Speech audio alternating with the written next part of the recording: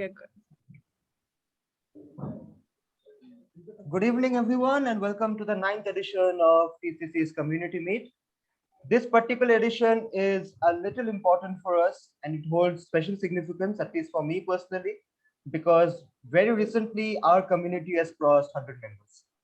So let's hear a bit of an applause if we can for that. 100 for TCC. So we have hit a century. So as you know, every time we have these community meets, we have a specified theme that we follow.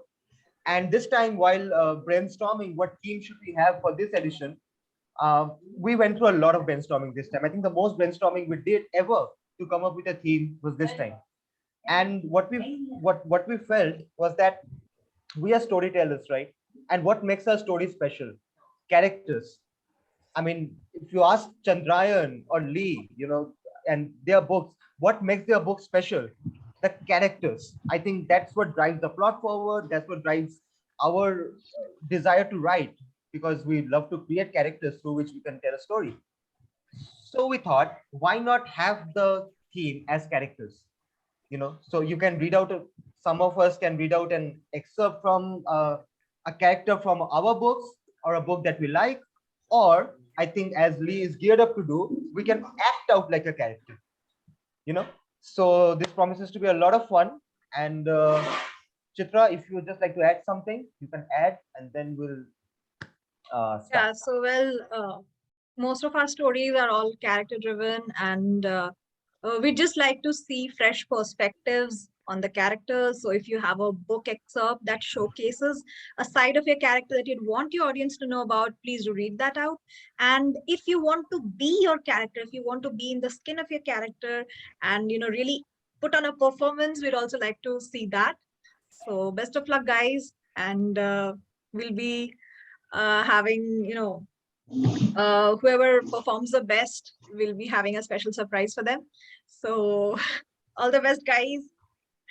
So the first performer of tonight will be Lee. I can't simply resist now. I mean, he's all in this, attire, and I really want to see him do that. All right, I'll ditch the cool shades, put on my reading glasses.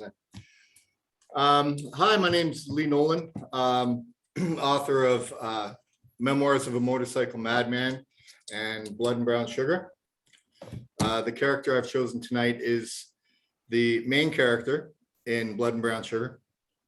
And what I thought I'd do, as Niladri mentioned in the opening, I strongly believe that characters drive the novel. I don't spend a lot of time outlining plots and so forth, but I do spend a lot of time developing my characters. I write pages, literally pages of character profiles before I start a book. And at the beginning of the novel, I have a general idea where it's going. Obviously, I know what the story is about, but I let the characters drive it. I've found through my experience, even in short stories, that a well-developed character is extremely difficult to hammer into a preconceived plot. Most of mine simply refuse to do what I ask them to do. And if you trust them, and if you've developed them with enough depth and detail, then they won't let you down. They'll get you to the end, just doing it the way they want to do. So to that end, I thought what I'd do is quickly read just a small portion of the character profile that I wrote for Alex Crossman before I began Blood and Brown Sugar, just to give you a little bit of his background. Again, very short, because there's a lot of his character traits that I'd rather you read in the book than hear from me. But in general, he was born October 8th, 1993 in Toronto, Ontario. Has long sandy brown hair. It's clean, but usually windblown or unkempt. He has gray eyes, about 6'2", 205 pounds, and a boyish face that still manages to be a little rugged. He has a younger sister, Sarah, that he loves dearly. He's estranged from his mother, Nicole, and his father, Dean Crossman, who is also a biker, is deceased and buried at St. George on the Hill Cemetery in Etobicoke. He's a licensed car mechanic, and that's how he earned his living before he became a biker. He also dabbles as a frontman in a rock band, and he is now currently a member of the Chevaux de Feu motorcycle club. Chevaux de Feu is French for iron horses. The iron horses chapters, or the Indian chapters of the Chevaux de Feu are the iron horses. In this book, Blood and Brown Sugar, when we're first introduced to Alex, he's just a normal citizen.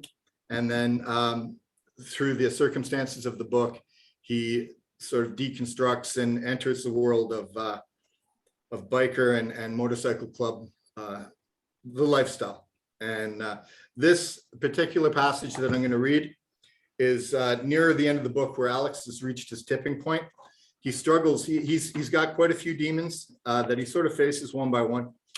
And this is right at the end of the book, where it's come to he's coming to loggerheads within himself. He's not sure which direction to take, but this darker nature seems to be taking over. He's speaking with John Reeves, who's the vice president of the Montreal chapter of the Chevaux de Feu, who's come to, they're in India, actually. They're sitting in a small dhaba on the side of Highway 48, just inside Goa. And they've pulled over for a quick breakfast stop. And Alex has realized that his journey in India and in this phase of his life is coming to an end.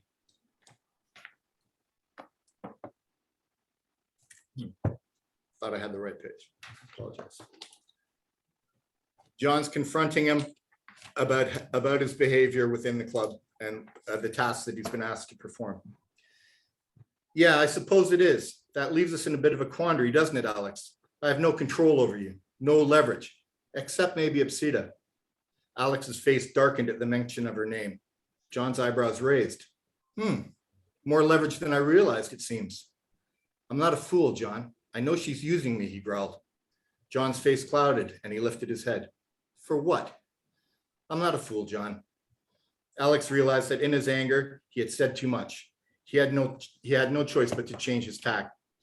To gain favor with you, with the club. It's no mystery she's been my keeper, watching me, letting Ramdev know where my head is at. She's been a stress relief for me, John, nothing more. My eyes tell me different, John chuckled. So you don't give a rat's ass if we leave her in a ditch outside the shipyard. Alex smashed out his cigarette in the wooden ashtray on the table and lit another.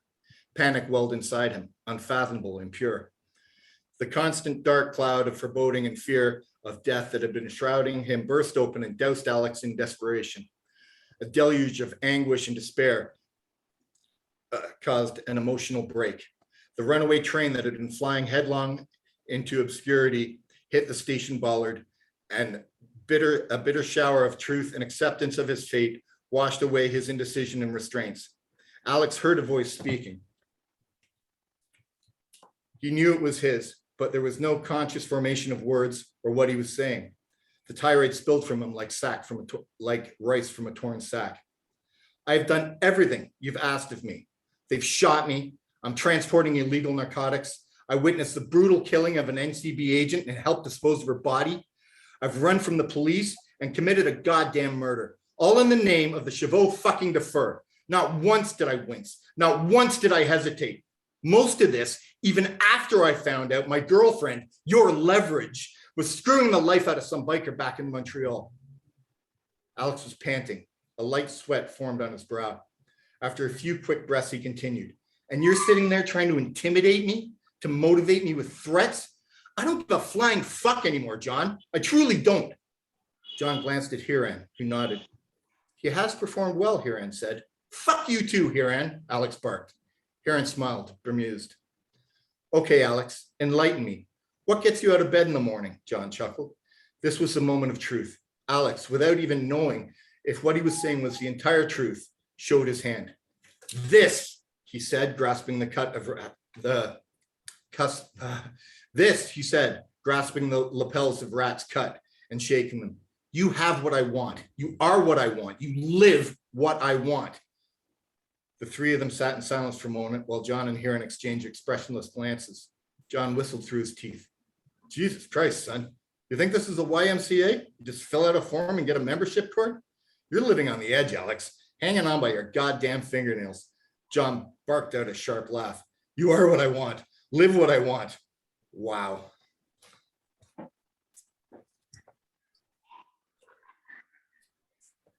So that was one side of Alex. And if I could be permitted, what I'd like to do is something special and read a very short excerpt from the sequel that's not yet released. Please, that'd be wonderful. Yay. Again, this is Alex, and without revealing too much of the plot, Ipsita has left him after they moved to Canada. They lived together. Ipsita has left him and returned to India, and he's now just speaking with his sister, who he's only just picked up at the airport. She's been away at university in the United States, and not only has he revealed to her that he's in fact joined a motorcycle club that's a sore spot because her father was in a motorcycle club and killed in one, and that Ipsita has in fact left him.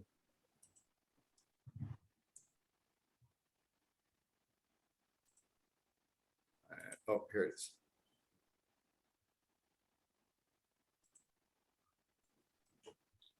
Every word she spoke tore a small chunk out of his heart. Alex felt his eyes moisten. Sarah knelt in front of him and put her hands on his knees. He fought back the tears. Don't you see, she repeated. Ipsita loves you. Then why the fuck did she leave, he barked, sitting upright. How could she just walk out? Well, come on, Alex, she retorted. Did you expect her to stay hidden away here forever? She was in Canada illegally. It must have been torture for her. Never mind the fact that you went out, every time you went out the door in the morning, you left her to wonder if you were coming home that night. Jesus, that poor woman. Wasn't all that bad, Alex said, stung. Wasn't it? Then what was your plan, Alex? Where was all this headed? For you, for her, Sarah asked. Plans, Alex. What were your plans? I don't know, he exploded and stood, shaking her hands off him. He stormed into the kitchen and tossed his coffee mug into the sink, shattering it. What are yours? Anyone's. What the fuck, Sarah? Sarah followed him in, not letting him off the hook. Mine? That's easy, brother. What do you think I've been doing the last 4 years in college? Partying? No, I've been earning a degree, haven't I? I'm going to get a job at an animal shelter, gain some experience, then open my own clinic. Those are my plans. What are yours, Alex? Oh, so easy. Yes, yes, it is, Sarah softened her tone. Do you love her? Truly love her? Alex stood slumped with both hands on the counter, the tears came. Yes, then fight for her, Alex. Offer her a life worth being a part of. Get out of this goddamn club and establish yourself. You have your mechanic's license? Get at it. Get a new job. Show her you're trying. Then just go bloody get her. She rubbed his back as she spoke. Alex wiped his tears and turned to look at her. It's not that easy, he croaked. No, nothing like that. Why? Oh, sorry. It's not that easy, he croaked. Why? Will they kill you? Sarah's eyes widened in fear. No, nothing like that. It's me, Sarah. It's in me, this whole thing, like it was with Dad. I can't explain. Sarah shook her head. It's all ego, Alex, all of it. The leather, the motorcycle, the gang. No, he said, it's deeper than that. It's not some superficial gratification. It's not showing off. I need it. Need what? I need the brotherhood. I need to prove. You don't need to prove anything to these guys, Alex. No, not to them. To myself. To Dad. Dad? Sarah breathed. Yes, that I'm the man he wanted me to be. That you are, Alex. Sarah cut him off. He knows that. I don't think so, Sarah. And what's worse, I think I'm the reason he's dead.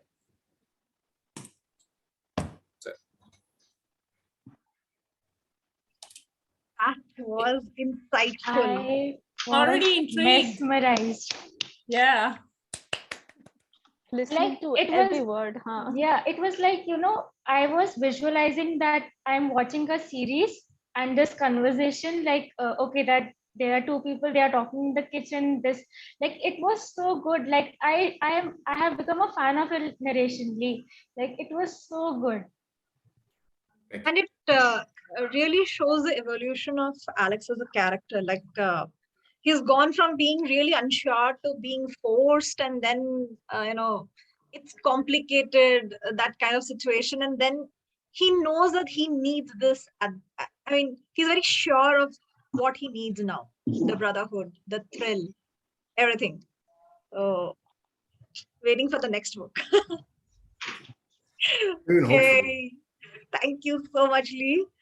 And up next, I can say something. I mean, most of you have read Blood and Brown Sugar. If some have, some of you have not read, you will read. I'm pretty sure. And after this excerpt, I'm pretty sure you will read. But I have been fortunate enough to read some of Lee's other works, and more fortunate enough to work on some of Lee's other works. And I can tell you that his writing is on another level altogether. Trust me. Blood and Brown Sugar is amazing, but it's just the tip of the iceberg. Trust me. Because Lee can write something from the point of view of a 10-year-old and be as convincing as the point of view of an 80-year-old and everything between. Of all social stratas, all kinds of, you know, eccentric of characters and takes and everything, and he can do complete justice to it. Trust me on that. Thank you very much, Nolan. Thank you very much. Knowing as you do that the characters to me are of supreme importance in my work, those words are very kind and they touch me. Thank you.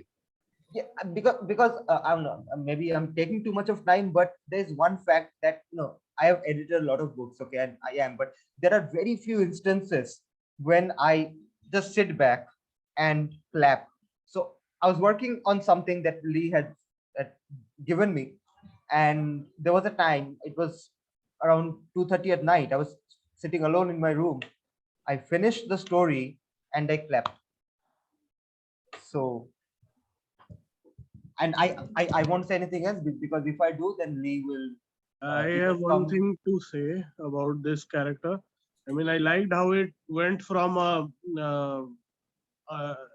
what should I say, a headstrong character to a situation where he and situation. What should I say? I mean, a character who is quite wary of all the things which are going around him. exactly. So this is the change I loved. Right. So thank you very much, Lee. And after that amazing narration, I think we'll come to our newest member, Ashish sir. Okay, that's a very I would say very passionate act to follow after Lee. And just to introduce myself, I'm Ashish. I have self-published 2 books so far. The first one was basically a suspense based on cybercrime, and after that I shifted genres and moved into romance. The scene I'm going to be narrating is from my upcoming, I would say, gay romance novel, which is being published by 9 Star Press in the US. And just to give you a background about the character, so Saransh is a badminton player and he is on the cusp of Olympic history. But deep down in his heart, he has another dream. And this book and the story is about his journey, his trials, his troubles to achieve those dreams. So I'm happy to introduce you to Saransh. This is chapter 1 of novel. This is your craziest harebrained idea ever. Babita gives me another of her epic eye rolls. I can't believe what you're about to do. She shakes her head in disbelief once again. Saransh, please tell me this is only a prank. Thank God, the freaking out has settled. Babita is now speaking in manageable decibels. She launched a vocal assault when I told her my biggest secret, drawing startled stares from passers-by despite the shut car windows. We pushed and pulled at each other in a verbal fencing duel interrupted by honks from passing cars. A, O, and Na were the only counter strikes I managed. But I clenched my teeth, stuffed my hands between my thighs, and anchored my feet to the car floor, not ready to be shouted out of my plan. Babita huffs, waves her hands heavenwards, and stares at the cars parked in the front. The thunderstorm of her vocal cords has passed. This brief reprieve is my chance to put together a reasonable sentence. Why did I choose the busiest place to open the door to the deepest part of my soul. In the last few days, ample opportunities were there. We were alone when Babita helped me pack yesterday. She accompanied me to the Krishna temple near my house before our ride here. Even on the drive, we were the only ones. I kept deferring, scared, unsure if the bond with Babita would weather the implications of my words. We have been inseparable from the day in August, almost 18 years ago, when she first tied the fancy thread on my wrist on Rakhi with her chubby 6-year-old hands. A tether of friendship more robust than the shared genetics in the blood coursing through our veins, except for my secret. Will this gash bleed our bond to death? Gosh, the 3 words. I had worked myself up trying different combinations, but found no other way to compose the truth I carry locked and hidden in an airtight iron box in my chest. But once we parked, the truth stared from the window pane. You must say them now. My silhouette, formed by the yellow glow of a lampshade on a pillar nearby, screamed. In the dim lights of the parking lot at Terminal 3 of the Delhi International Airport, surrounded by empty cars, I blurted out, I am gay. Yeah, outing myself is a joke. I scan the surroundings to make sure no one is in the vicinity. Babita winces. Sorry, I'm not questioning your sexuality. I love you in any and every way. But Saransh, your plan? She places her hand on my forearm and squeezes. Before she goes on, I stop her. I'm not changing my mind. This is my only chance. This is about me, a part of my existence gasping for air, drowning in the swamp of family expectations and social norms. She cannot bulldoze me. Bhai, I am sure Delhi has a decent gay crowd. Use a dating app. If not here, what about Mumbai? You can go on a date while Karan or I am on standby for a rescue, she pleads. And risk everything? No way, B. The hum of the parking lot is broken by an airplane taking off. I glance at the time on my shiny new smartphone. Only 10 more minutes before I need to walk through gate number 5 to enter the airport for my flight. Babita taps my arm. What about being thousands of kilometers away, alone in a foreign city with no one to call for help? You are risking your safety. Nah, nothing will happen. I'll stay out of trouble. Babita's eyebrows shoot up, and her eyes narrow behind the red rimmed glasses in the I know you face she has perfected over the years. You and staying out of trouble? Ha! My lips stay sealed. I'm not engaging with Babita on the topic of my flings with trouble. Saransh, I am 2 years younger than you, and for the 18 odd years I can remember, I've seen enough. We have been in so much trouble together, right from the first time you pranked me into hitting a beehive. This time, I cannot hide the smirk. How would an 8-year-old boy know? Okay, in my defense, I had warned her, but B insisted on playing Pooh to my Tigger, Piglet being too small and pink for her. When Pooh craved honey, what was a big brother supposed to do? Hand Pooh a stick and point her to a hive. After escaping with our lives, I never doubted her aim. B is right though. Like those bees years ago, I do attract trouble. No, I'm not a clumsy risk, but risk agreeable is a better label. The risk I'm about to take is by far my most ambitious. So damn the hound dogs of danger barking inside my head. Nothing will stop me from galloping down this unfamiliar path. B, I need to go. You must promise to keep all this talk a secret. If you tell anyone, it's over between us. I extend my pinky finger to hook with hers and seal our sibling promise. Babita does not move till I raise my eyebrows. She relents with a sigh and hooks my pinky finger, pulling in the opposite direction to firm up our understanding. With the truce declared, Babita helps me load my bags on the trolley. Okay, wish me luck, I hug her. She squeezes. Please keep sending messages. You don't want me to lose weight worrying over you. Ha, you are losing weight or not worrying has the same probability as us finding any living species in the universe. I kiss her cheek and walk toward the entry gates to the airport. Best of luck and stay safe, Babita calls as I wave her off. Safe? No, not in my dictionary. Trouble always finds me. I tap my chest with my fist and inhale. The upcoming 2 weeks in London will either be an exhilarating adventure or a walk in the fires of hell. Am I ready? Thank you. That's all. Stupendous. That was Amazing. amazing. The two characters, like you can see that they are so different from one another, and you collide in the, like, you know that these people go far back, that they can talk about just about anything. And the prose, I loved the prose, and like some of the sentences, just, you know, how he's, you know, keeping this for so long and then finally coming out with it. It was beautiful. Yeah. Thank you. Thank you so much. Anand sir, welcome. Hi. Hi, how are you? And we can hear you. I'm so sorry. Actually, I thought it was at 9 p.m. No problem. We can hear you today. We can hear you. Yay. I felt so constipated all this while. I could not express.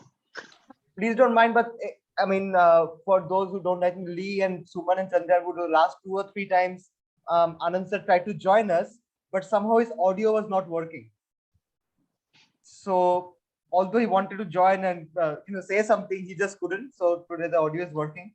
So an applause for Anand sir. You know, I have such a big Finally. chatterbox. Perhaps the system knows it. Perhaps Zoom knows it. So perhaps it's blocked. Okay, great.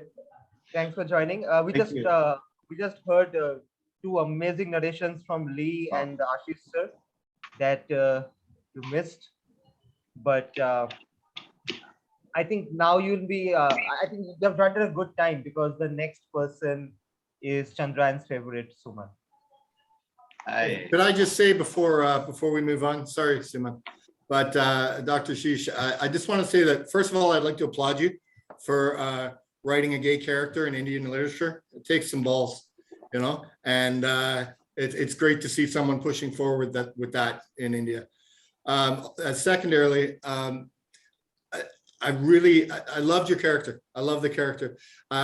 Even in that short passage, I could feel his desperation at holding his secret, and then I think you expressed well his relief and described it very well once he let it go. But for me, the most moving thing, or the most poignant thing, was after the sort of relief, the high of the relief, was him coming back down and sort of realizing nothing's really going to change. You know, he's let this cat out of the bag, so to speak. But now he's starting to realize the challenges he's going to have to face. I thought it was very well done and very interesting character. Thank you. Thank you so much.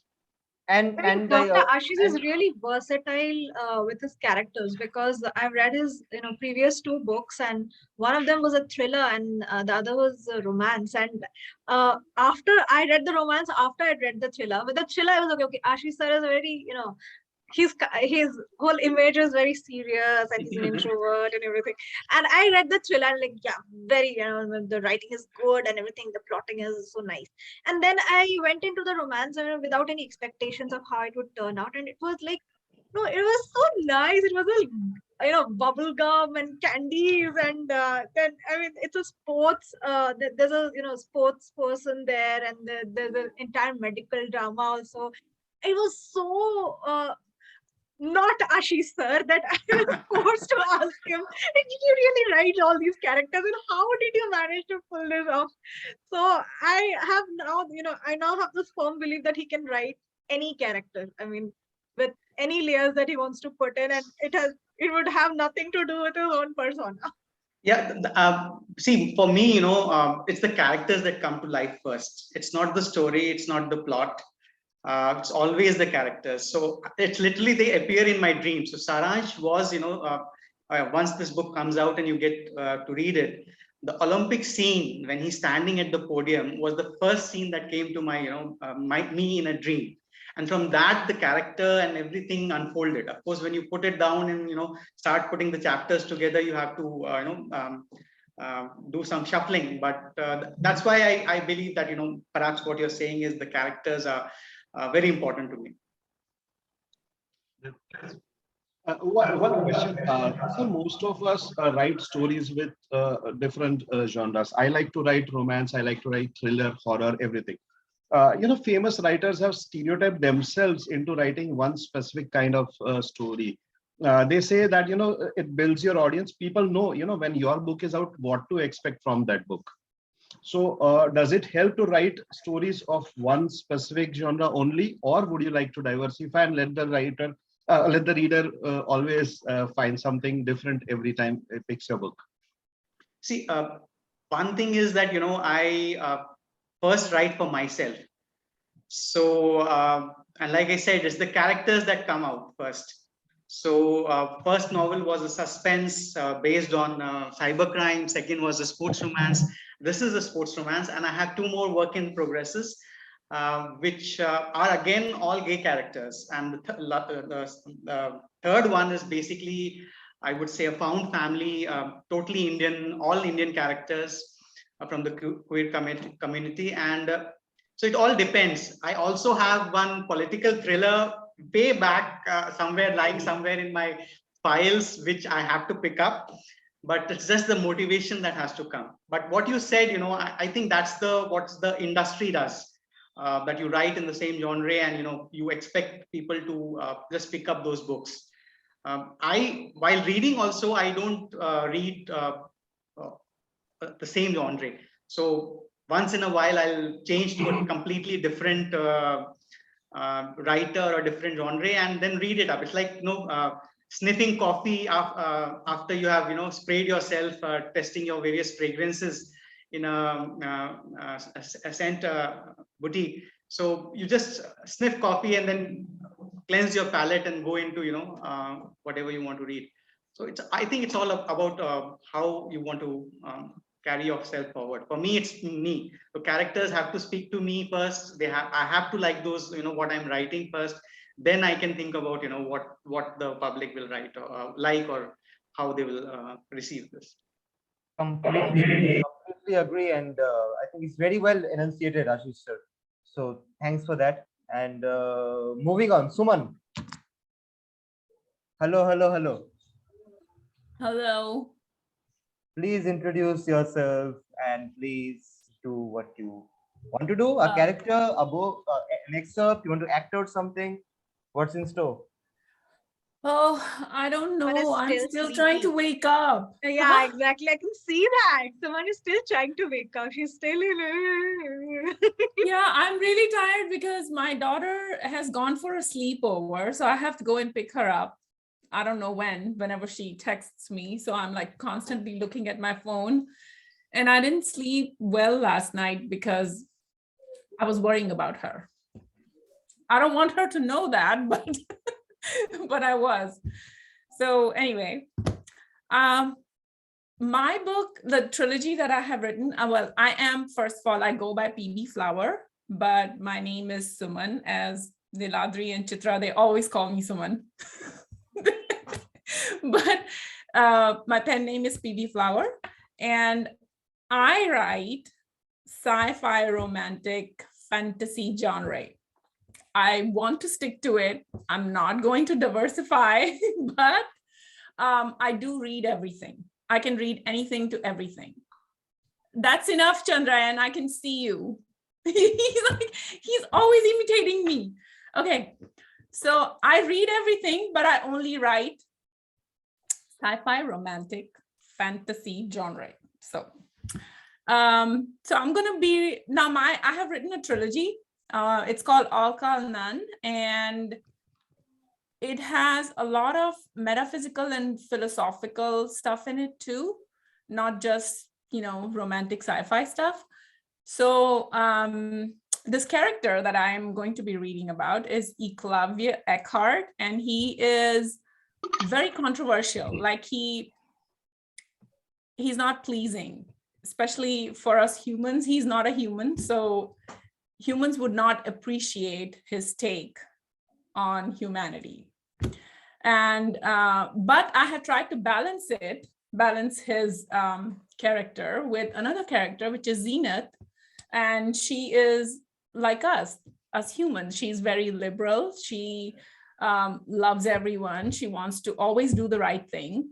And Eclavia is not like that. He doesn't care for anything. He doesn't even know what is right or what is wrong. He would just do. whatever he wants to. He's not going to weigh it and see if it pleases the person in front of him. He's not going to do that. So one of his college friends overdosed on drugs and he died. And so he's going to the funeral. That's the premise for the scene that I'm reading right now. So Zenith is saying, death is sad. That is what I wanted to point out. So Eklavya is responding to her by saying, death is the discontinuation of suffering. Suffering is experiencing the overload of memory that comes with processing the endless feed from the mind web. So a person who has amassed a lifetime of memory, the moment of death is infinite for them because they relive their entire life right before dying. Time moves at a languid pace for them, unlike a child that dies at birth. It has almost no memory. The moment of death for them is not infinite. So Zenith is responding, I can't believe you just said that. Eklavya felt Zenith was suppressing some dark feelings. He explored some more. Believe it, gorgeous. Humans are degenerating species, producing kids that cannot survive independently, creating adulterated subspecies. A mother would kill such newborns or leave them to perish in the wild, for nature would take over and eliminate them. Humans choose to give birth to a child they know will suffer all their lives, accumulating painful experiences. The only thing you don't remember or have any memory of is birth and death. The shorter the distance between the two, the less the suffering. Eklavya stated with absolutely no regard for death. Stop talking about death of a child, Zenith yelled. So I just want to stop here because Eklavya is just very insensitive. So that's all I wanted to point out, that Eklavya character doesn't care about humans and human emotions. So my book is a little controversial, but it comes together in the end. But all through the two books, it's quite controversial. Absolutely amazing. But everything in Suman's books, they have a point and they lead somewhere. You have to understand that it's not a normal world, not a world that we live in that she's always talking about. There are several worlds that she's talking about, and people, if I can call them people, right, Suman? Yes, People, yes. yeah. So they're different. They're bred differently. Their psyches are different, and that's all I can say. Because if I say anything more, it'll be a conflict of interest right now. So I'll just shut up. And Chandrayan would come in. Yes, unmuted him. Yeah, what's the character's name? Eklavya. Eklavya. And my daughter calls him Ekluya. I don't know why. Okay, okay, whoever he is, I relate to him quite strongly. You do? Yes, I love him.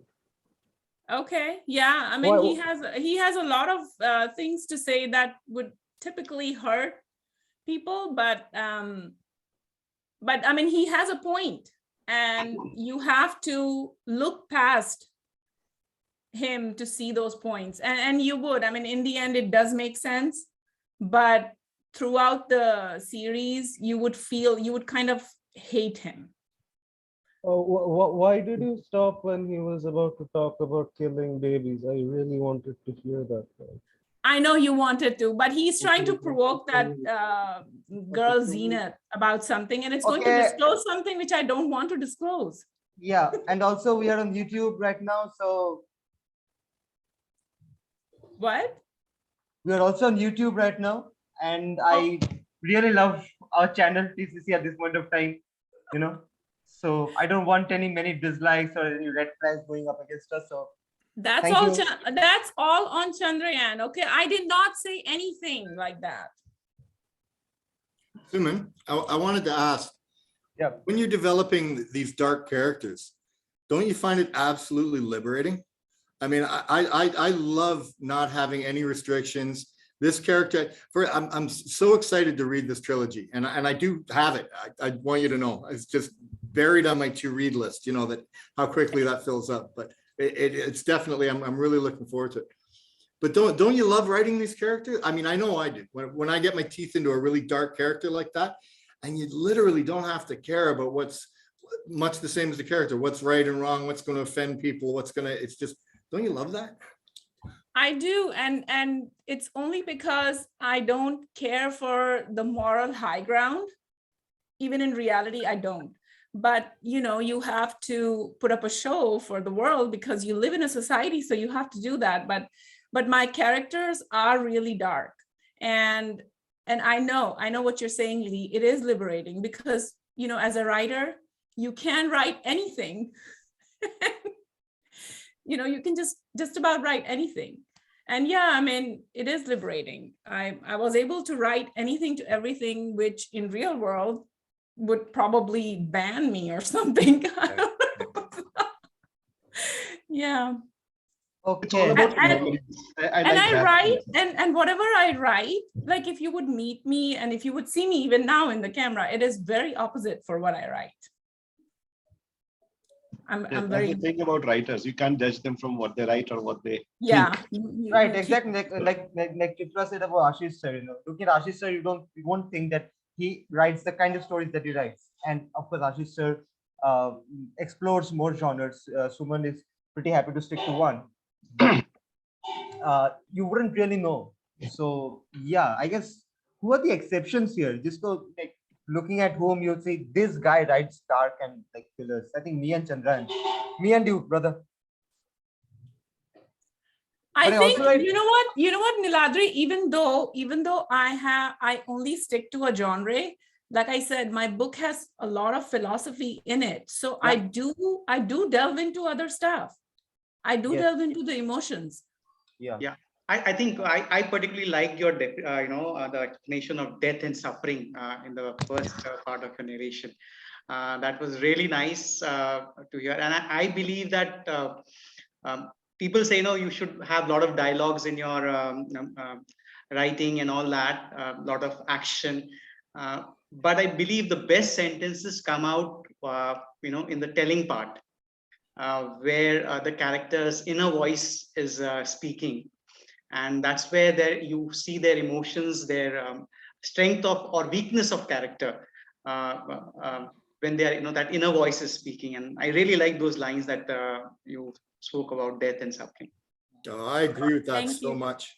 Also, I rely very heavily on thoughts in most of my work, and it's those things that your character is hiding from the public, that aren't for public consumption, that he's thinking or she is thinking to herself. You're absolutely right, sir. That's where the real meat and potatoes are. And yeah, Niladri, I obviously don't write drugs about motorcycle gang or books about motorcycle gangs, hard drugs, and lesbian sex, right? And one Also- thing I'd like to share, Yeah. the thing that she wrote about, more the distance, the gap between the birth and the death is more the pain, the more suffering, and it's all because more the memories. It's absolutely relatable. All the pain, everything is there in the head. It's all about what you think and all about your memories. It reminded me of a very beautiful story. I would like anyone who there's a beautiful story, a book by Khalid Husseini, and the Mountains Echoed. It begins with a short story, a folk story from Afghanistan about which the protagonist narrates to his children. I'm sure Chitra is nodding. She's read that story. Everything's about memory. So, take out memory and you take out suffering. And I completely relate with Suman. Thank you. Also, welcome Neeraj, the designated late Latif of TCC. Yeah, he should change his name. I should But- seriously do that. But also Neeraj texted me. He had a valid reason, a very very valid reason. So that's okay, but still doesn't take away the fact that Neeraj is the late Latif of TCC. Yeah, extremely sorry for that. And I do accept the title. So Speaking of valid reasons, Nilshri also texted me, and first of all, I couldn't understand her comments in the FB group when she's like, "I have a very valid reason," and I'm like, "What?" And then she says that it's my birthday and my husband is planning a secret dinner, but I already know the secret. So, so yeah, if you're watching this, Nilshri, this is for today you. is Happy Nilshri's birthday to you. Happy birthday, Nilshri. Happy birthday. Happy Happy birthday. Birthday. Okay, my reason is definitely not as valid as that. No, brother, your reason is valid. You texted me and your reason is valid. I don't want to say it live on YouTube, but your reason is valid. I completely relate to it. And we understand it. It's fine. We all need to eat. Come on. So, okay, so who's going to go next, Chitra? Let's go with Ramya. Okay. Yeah, so hello everyone. My name is Ramya Jain. I'm an aspiring author, and currently I have made a pen name, Ira, which I write, and I especially write one-liners on my Instagram page. So right now I'm eventually trying to make a story. So what I will be deciding today and like about characters. So basically, characters are the things that make us connected with the book. Like you can hate them, you can love them, you can feel pity for them, but they are the ones that make you like or dislike a book. So if you see a character which is very well written, if you get a character development very well about in a book, you are absolutely going to love the book. And that is what makes the book alive, when the characters come alive. So right now I'm working upon a story. So as I like to have one-liners, so this is also a type of one-liner. So it goes like this. What if I am not the one prophesized? What if I am not the chosen one? Prophesized or not prophesized, you still ought to fulfill your purpose.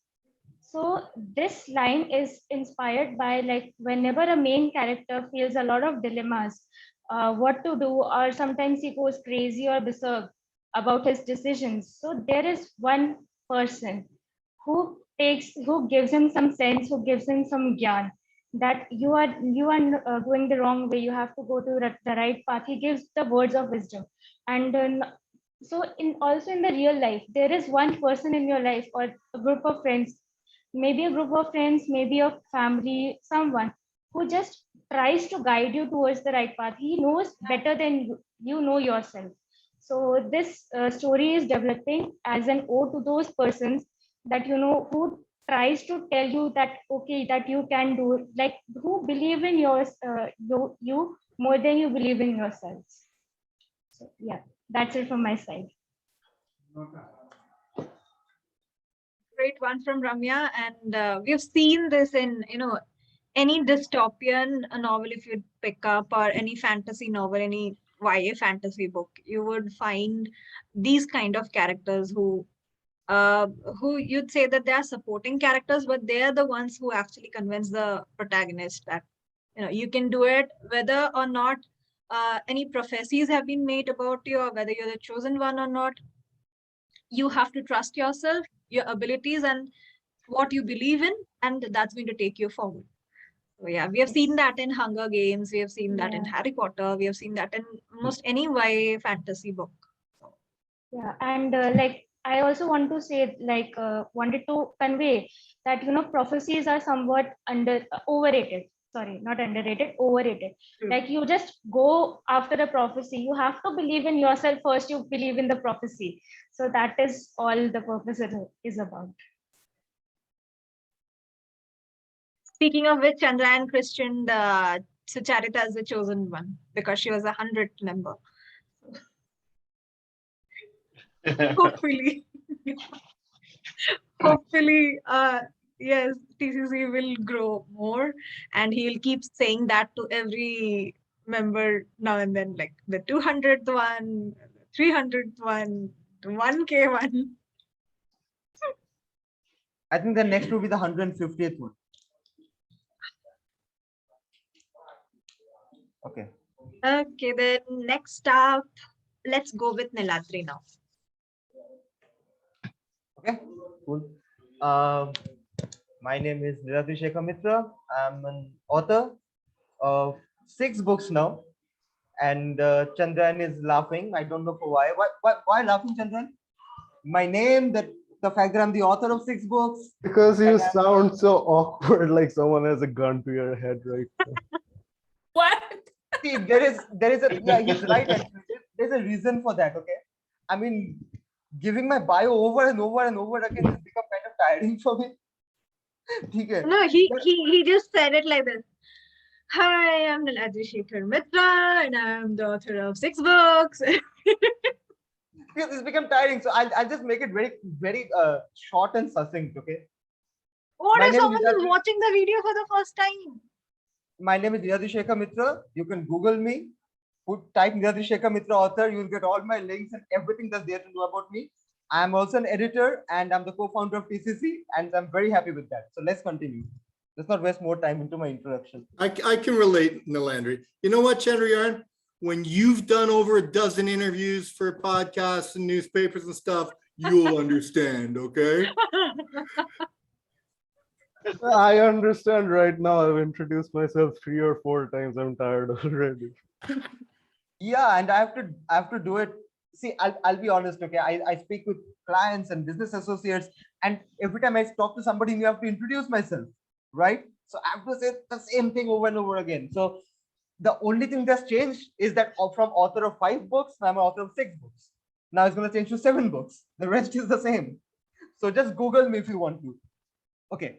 So बड़े-बड़े लोग. moving ahead. Okay, so I want to read, if time permits, 2 passages from my book Letters of Nine, because the book is mainly about 2 characters. One of Ayan, he's a writer and he's going through a writer's block, and he has to write a book because that's the only thing he can do really. He can write, and he needs a book deal because his girlfriend who lives with him is pregnant, and they need to get married, and he needs the money. And the other character is Nine. She is a serial killer, and she writes letters to Ayan. Just give me a moment. Could you guys just give me one moment? I'm really sorry.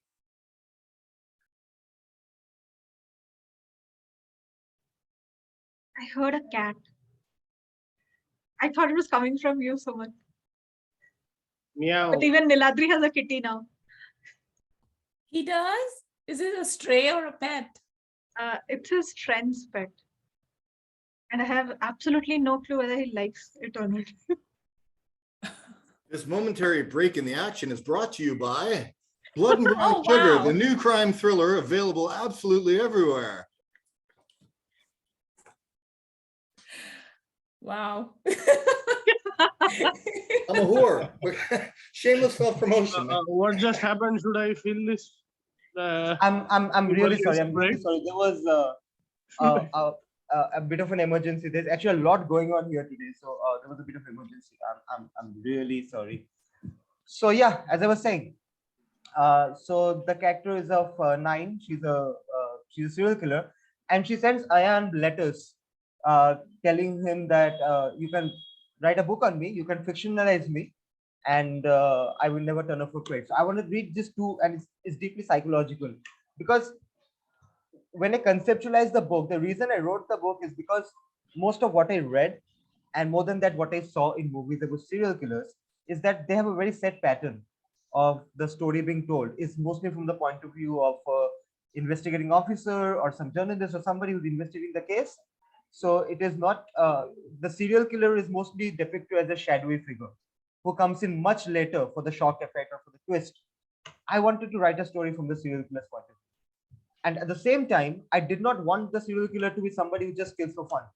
I wanted that person to have a journey, to have an arc, to have a reason why they kill. So they have a bloodlust, yes, but it's not for the sake of it. So I just wanted to humanize the character as much as possible. So I'll just, if time again permits, I'll just read out 2 excerpts. The first is the beginning of the second letter that she sends Ayan. So it goes like this. Hello, Ayan. When I told you last week that I have killed 9 people, you must have straight away put a tag on me, serial killer. Well, I consider myself to be more of an artist. It's only that my canvases consist of singular color, red. I'm not a vampire. I don't lust for blood. I never did. Yet, When you have killed so many people, you start appreciating the view, start to understand what it really means, and start to see things differently. When you look at this world, what do you see? Love, friendship, family, camaraderie, comfort? All of that is a facade. The real world is the world that I see, and it's a dark, rotting place. It's full of suffering, pain, grief, loneliness, and betrayal. I'm not saying that there isn't love. There is. Even I feel love. Yes, I do. You must be surprised. You must be thinking, how can a serial killer love somebody? But I feel it. I do have a heart. However, I'm realistic. I understand that love isn't a general emotion that you feel for all, but an exclusive emotion that you feel only for a certain person. And the rest, well, they don't matter. I can dig a dagger into anybody's chest and not feel a thing. But for that one person I love, I can, on any given day, take a dagger on my own chest and feel the bliss of love, the joy of loving and sacrificing. Anyway, coming back to this world, it takes more from you than it gives. It laughs at your pain, mocks your misery, and takes advantage of your helplessness. It quickly identifies what you value the most and conspires to snatch it away from you. It burns when it sees you in possession of something you love. It casts its envious eyes upon you, curses you, condemns you, tortures you until you finally break down. And when you do, it takes away your possession. It leaves you battered and empty. How then would you defend whatever you possess? How would you acquire new possessions? Simple. Adapt a tit for tat policy. Snatch from the snatcher, rob the robber, take what you want. I have done that. I have possessed what I have wanted to possess, and it all started in school when I was in the 10th grade. Her name was Alicia. We weren't quite friends, but I had my eyes on her. She had something that I wanted. It was a beagle, and his name was Floppy. Floppy disks were quite a thing back then, weren't they? And he was adorable. He had long ears, white and brown skin with a couple of black patches, and a forever wet muzzle. Every time I used to see him, a deep urge of having him as my own used to rise within me. I didn't have too many friends, and my family, well, let's just say I never had one. At least not a real one. I badly needed a companion, someone who would stay by my side, listen to me, go for walks with me, and sleep clinging on to me. I wanted Floppy, or another beagle like Floppy. I went to my uncle and asked for a beagle. He slapped me across my face. I went back the next day and asked again. This time I was whipped with his leather belt. The third day I asked, I was given no food and was kicked out for the night into the garden. It was winter time, and I slept in the cold. I stopped asking after that. Are you wondering why I asked my uncle for a dog and not my father? I'll clear that for you. I was an orphan. My mom died while giving birth to me, and for that I was considered a curse by my father. He abandoned me and left. My uncle took me to his family, but I never became a part of his family. I was always an outsider, an unwanted guest who was just staying with them. I didn't have money to buy a dog, but I wanted one, and I wanted a beagle. I approached Alicia. I told her I would give her everything that I had, some clothes, a few books, and a Walkman, if she, in return, gave me Floppy. She laughed away the proposal. It was an insulting kind of laugh. She had everything that she needed. Her father was well off. She didn't need my clothes or books or Walkman. She almost shooed me off. I wasn't her friend, and I didn't belong to her group. Her group was a privileged lot, and I was just a damned orphan. I could have just stolen Floppy, but I wanted Alicia to cry. She had laughed at me, and now she had to cry, not only for Floppy, but for herself. I started planning.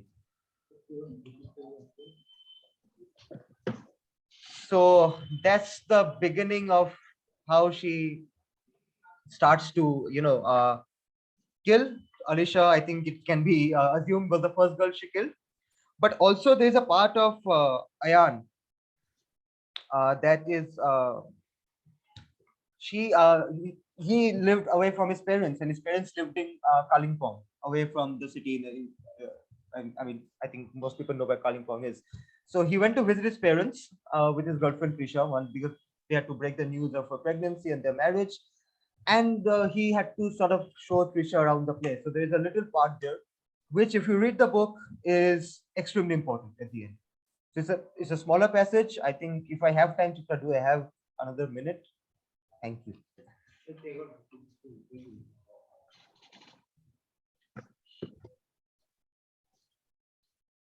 We left at around 4 and saw a few places like the monastery atop Durpin Hill, an orange garden, and the clock tower of Kalimpong. I also showed her my school and the local administration building where Dad used to work. It felt nice to be walking around my old town and reliving the past with a girl who was my future. Then, as we stood on a cliff and gazed at the setting sun behind the Himalayan range, I quietly asked her, "What do you think of my parents?" "They are okay," she replied. "Are they?" Trisha turned towards me and cocked her head a little to the left. "What do you want me to say, Ayan?"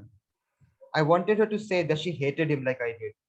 But then I had my reasons for not liking him, whereas she didn't have any. Yet. "I just want you to say what you honestly think," I said. "Well, I honestly think that there's a deep undercurrent of tension between you and them, and that your presence makes them uncomfortable. Is it only because you chose a profession they didn't approve of? Or is there something more to it?" Honestly, I think that there is something. Suddenly, as Trisha was speaking, I saw a girl behind her, standing at the edge of the cliff. She was dressed in white, with her black hair flying in the wind, and was looking down at the abyss below. Her back was turned towards me, concealing her face, but it wasn't difficult to guess what she was about to do. It filled my heart with horror. "Don't do it!" I yelled. "Stop! Don't jump!" I lunged for myself forward towards the girl, ignoring the startled, anxious cries of Trisha behind me, and stretched out my hand to grab her, but she disappeared. Had she jumped? I couldn't tell for sure, but she was gone. I felt a weightiness within me that somehow felt familiar. It felt like deja vu. I dropped to my knees and screamed out a rush of tears. I didn't know why I was crying or why my heart was in so much of anguish. Trisha quietly came forward and wrapped her hands around me. Her touch restored a bit of sanity to my mind, and I looked up to realize that she too was crying. I embraced her back, and we interlocked ourselves in each other as the melting sun disappeared below the faraway horizon.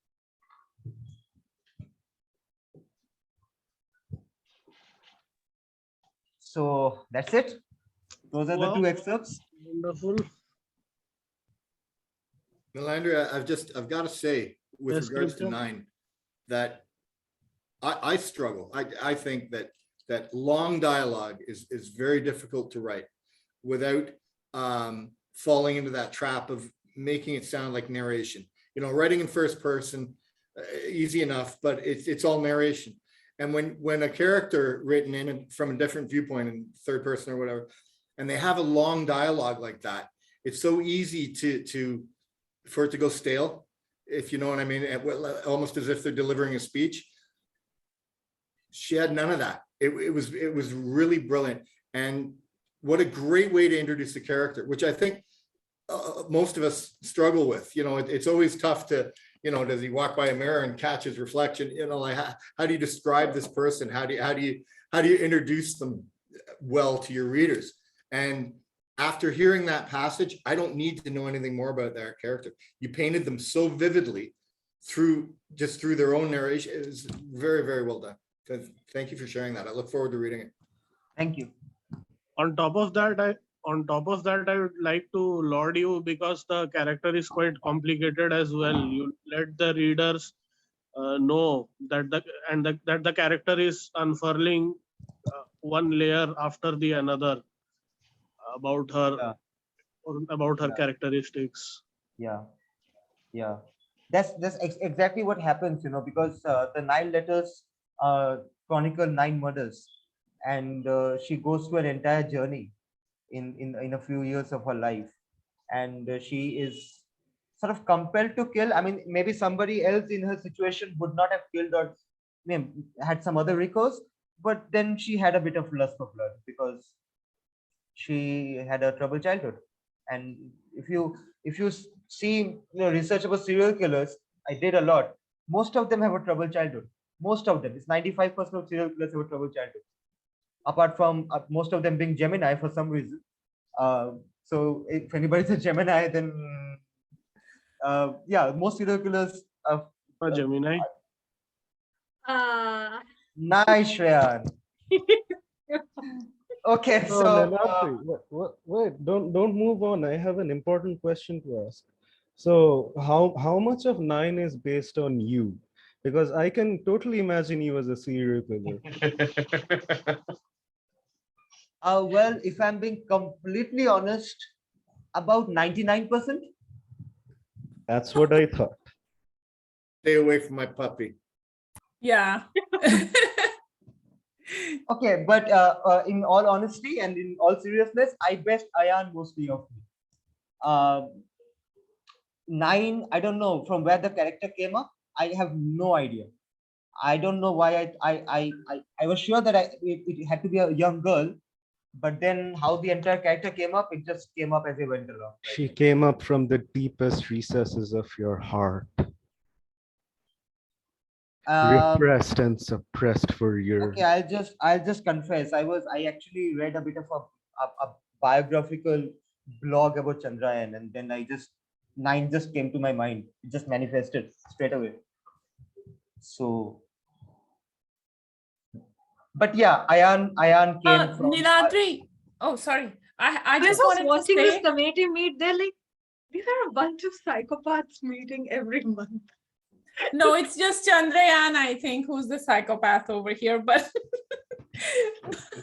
but I wanted to say something, Niladri. I wanted to say that the way you described your character, it was really the character, because usually what people do is, they describe how handsome they are looking or how pretty they are, what they are wearing, and, things like that. But you are truly describing what they are, So I really like that. I really loved it. Thank you. And yes, I based Ayan off a lot of me because at that time I was a chain smoker. So I made Ayan a chain smoker. And before writing Letters of 9, I had gone through a terrible phase of writer's block. So yeah, the only thing is I did not have a pregnant girlfriend. So that I conjured up. Other than that, okay, no more secrets, no more ghosts out of the closet. We'll go to the ever smiling Prafula. Prafula always smiles. Love that about her. So, oh God, I feel like a complete imposter now after so many amazing, extracts written from people, and I'll have my just blah manuscript. But okay, so my pen name is, sorry. Nothing. Continue. Okay. So my pen name is Prafula, and I kind of put a lot of effort thinking of my pen name and not enough effort on my manuscript. So I don't really have anything out there yet for anyone to see. So if you Google me, you'll find nothing. so that yeah. So what I'm going to read is going to be a work in progress, and it's not yet out. Nothing's out. So apologize, it can be terrible and it can just go south. So yeah, just give me your honest opinion. Prafula, I'm really Yeah. sorry to interrupt, but No I problem. did register the Google Jive. I did register it. Yeah. Yeah. So yeah, so it is a work in progress and it can go completely south. So just tell me what you guys think. Honest opinion. It's not out, so I can make changes. So that's great for me. Yeah. So a little backdrop. It's so this is like the 3rd chapter in my novel, and it's an interaction between 2 characters, basically my protagonist and someone he knows for a very long time, but this is the first time they interact in my manuscript. And so yeah, I think this particular extract puts more focus on the secondary character, the person my protagonist is interacting with. But since it's a 3rd person limited narration, I guess, 3rd person limited narration, it is still coming out from my protagonist's point of view. I think it really showcases my second character really well. So that's kind of why I want to narrate this particular extract. So, okay, here I go. I'm just very nervous, so please bear with me. Okay. So, chapter 3. Prashant meets Auntie at Parking Bistro, the only pet-friendly cafe in Thane. They find their usual corner seat where Patra cuddles into a ball by Prashant's feet. Small pizzas were just about the largest thing on the menu. They settled for 4. knowing fully well that Auntie won't have more than a quarter. Auntie orders mint tea on the side, and Prashant goes for a full milk coffee, emptying all the sugar sachets, including the ones Auntie didn't use, on his cup. He winces after a sip. It isn't sweet enough. It's never sweet enough. What did you do today? Auntie slowly sips her tea, scratching Patra on the ear with her free hand. Few people get to see Patra's soft side, and Auntie is one of them. Just went and bugged one guy's house and then slipped a bug in another guy's pocket. You know, the usual. Prashant shrugs, focusing more on his chicken triple threat pizza. He can't look at Auntie. Not today. So, how are things with you? Just ripping apart bodies, she shrugs. The usual. A waiter passes them, too near to intrude the personal exchange. She is a forensic agent, Prashant calls out, even after the waiter has long left, needing no interest in their conversation. It's okay, Prashant, Auntie says. No one really cares here. It's Mumbai. You do what you do to stay afloat. Prashant lifts his cup of coffee midway to the air. Yes, he can cheers to that. Patra leans on Auntie's lap with her chin and wags her stumpy little tail. Even Patra knows how to be there for Auntie better than he does, and she doesn't even know why Auntie's upset. So, how are you, Auntie? Really? Prashant shifts his weight uncomfortably. It's rare for her smile to waver, her lower lips to tremble. I just miss him so much, she sniffs softly. I know. Prashant reaches out for the back of her hand and Patra squeezes in closer. Together, they form a protective shield around her. Mahesh would have been a pilot by now. Auntie plays with her tissue paper, ripping them around the edges until they resemble mere morsels. Her face processes a million thoughts, memories, each of them creasing her forehead as they come and go. He had everything sorted, Prashant says finally. Sometimes that's not enough. Auntie rips the remaining good edge of the tissue until it sprawls all over the kitchen tables, all over the clean table, sorry. You can plan all you want, and then someone comes and takes them away. Her eyes are baggy, yet completely void of tears. I still think of that drunk driver sometimes, she sees. He took so much more than my son that night. I know, Prashant says, feeling stupid for having nothing to say other than I know. Mahesh was more than Auntie's son. He was Prashant's best friend, and Yamini Auntie was his mom's best friend. It worked out perfectly for them when they were children. They would go to the same school and come back home together and be up to all kinds of mischief before their moms came back home from the hospital. Once Mahesh got up on Prashant's shoulder to sneak 2 mangoes from the wooden carton Auntie had specifically hidden from them. Mahesh, of course, fell, and with him fell a dozen mangoes. The corner of the carton spiced Prashant's brow, leading to a steady stream of blood. 2 panic-stricken preteen boys stopped the wound with a dirty handkerchief. The rest is history. A decade later, Prashant still chooses the livid auntie who screamed at them with every stitch on his brow over her new childless persona. Her house in Delhi had Mahesh in every turn. Mahesh learning how to walk, Mahesh being first in school, Mahesh winning the school sports boy trophy. Rulers marked his changing height in the narrow corridor. A crack on the kitchen door narrates the time Prashant hurt his head chasing Mahesh through the house. So when Mahesh left the world, no one got in Auntie's way as she recklessly chose to leave everything behind and start over in Thane. It may have worked in her favor. Now she heads the forensics department. She knows how to crack a joke, and even better, to laugh at one. Over the years, she has slowly hidden her childlessness into a deep box inside her soul. Only those with a trained eye can notice the void from time to time. With Mahesh died a part of Auntie's motherhood and a part of Prashant's childhood. So that's it. That's it. Brilliant. I think we would really like to read about Auntie more. You know, Yeah. is she the main character? Because from this piece that you have shared with us, it seems that there is a very big role this person is going to be playing in your story.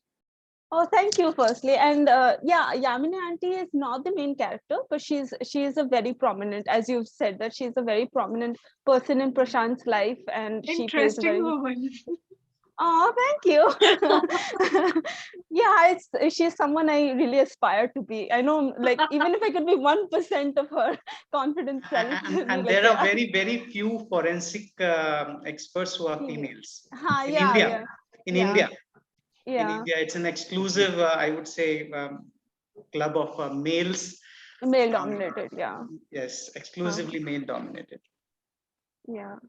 Thank you. Okay, so you know, TCC will love to surprise. I guess you'll all agree. So what we thought is that we're at the halfway stage almost. I think that there are a few to go, like Neeraj, Shreyan, Chitra. You guys have to go, but before you guys go, Anand sir, yes. I thought, why don't we play a little game for 5 minutes? I can go. Yes, Shreyan, we'll come to you. But I thought before that, why don't we play a little game for 5 minutes? All Right? right. Right. So what it is? I think you have all heard about. I have no Antakshari. idea about what it is. So. Okay, Chitra has no idea. It's this week. Okay, so Neither you do have I. all heard about Antakshari, Yeah. right? So Chandrayan would sing, but apart from that, what we're gonna do is we're gonna do an Antakshari of characters since we're talking about characters. So I would start with a character name, and the last letter of the character name, I have to say the next person, anybody I choose, and that person has to either say their favorite character starting with that alphabet or a character they've read about, and then they tag someone else. Whoever doesn't is not able to say something would either dance for us or sing for us. Oh no. No. That's not possible. Okay. So I would start with Anand sir just mentioned him, my favorite character of all time, Sherlock Holmes. Lee S. What? S. S. So a character who begins with S. Can't take so much time, Lee. I'd go. 5 seconds. No, Lee. Lee is the one who's tagged. 5 Hang on, seconds. hang on. I can't get Shirley Temple out of my head. Lee is dancing now. You have to dance So now. Lee, you're gonna dance or you're gonna sing? But Shirley Temple doesn't count? How about Sarah Crossman? She's in my book. Shirley Temple is good. Shirley Temple is good. There you go. Sorry, Shirley Temple. Okay, so you have to Oh, I tag gotta tag somebody. I gotta tag somebody, right? Yes, Okay, of course. Neeraj. Okay. Okay, so I have to go with Temple, or I mean the first name, last name. E. Sorry? T. You have to go with E. Shirley Temple, right? Please add okay. writers also. Okay, okay. Difficult to remember characters. Maybe Yeah, add writers or that's the that's the stories. fun of it, right? You can't. Okay. What's the point of making it easy? Going to cheat a little bit here. Eckhart is it the right name? It's Eklavya Eckhart, yeah. Yeah. Yeah, you got it. And he took it, and he took my character away. So I was going to say Edward Cullen. oh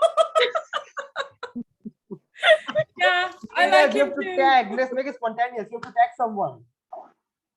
Okay. Anand sir. From A. T. Eckhart. T. T. T. Yes, T. T. Tarzan. Yeah. Tarzan. Tarzan. Wow. Wonderful. So Yeah. spontaneous. He's very spontaneous. Tarzan. Anand sir. Okay, so now Suman. Nahi. It's from Yes. N. And Yes.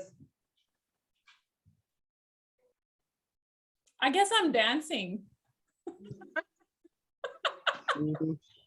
Bismillah. Okay, Suman will dance. Great, okay. Okay. Um, Should I play? Neil stole my but- character. But Hey, wait, should still- I play some song? Really, you Suman is would. gonna dance? No, Are you Chandrayan's gonna literally sing. going to make me dance? Actually, yes, because what happened is that Lee also took a lot of time. So Lee is gonna sing and Suman's gonna dance. Okay. And since we have to move forward and Suman couldn't say anyone with N, right? So I'll just say Nancy Drew, W, and Suman tag someone. W. Okay, I'm going to. I can actually play Dr. some Ashish, music. I'm going to tag Dr. Ashish. No, wait, Suman you're is gonna put me dance on- first. Okay. Go, Suman, go.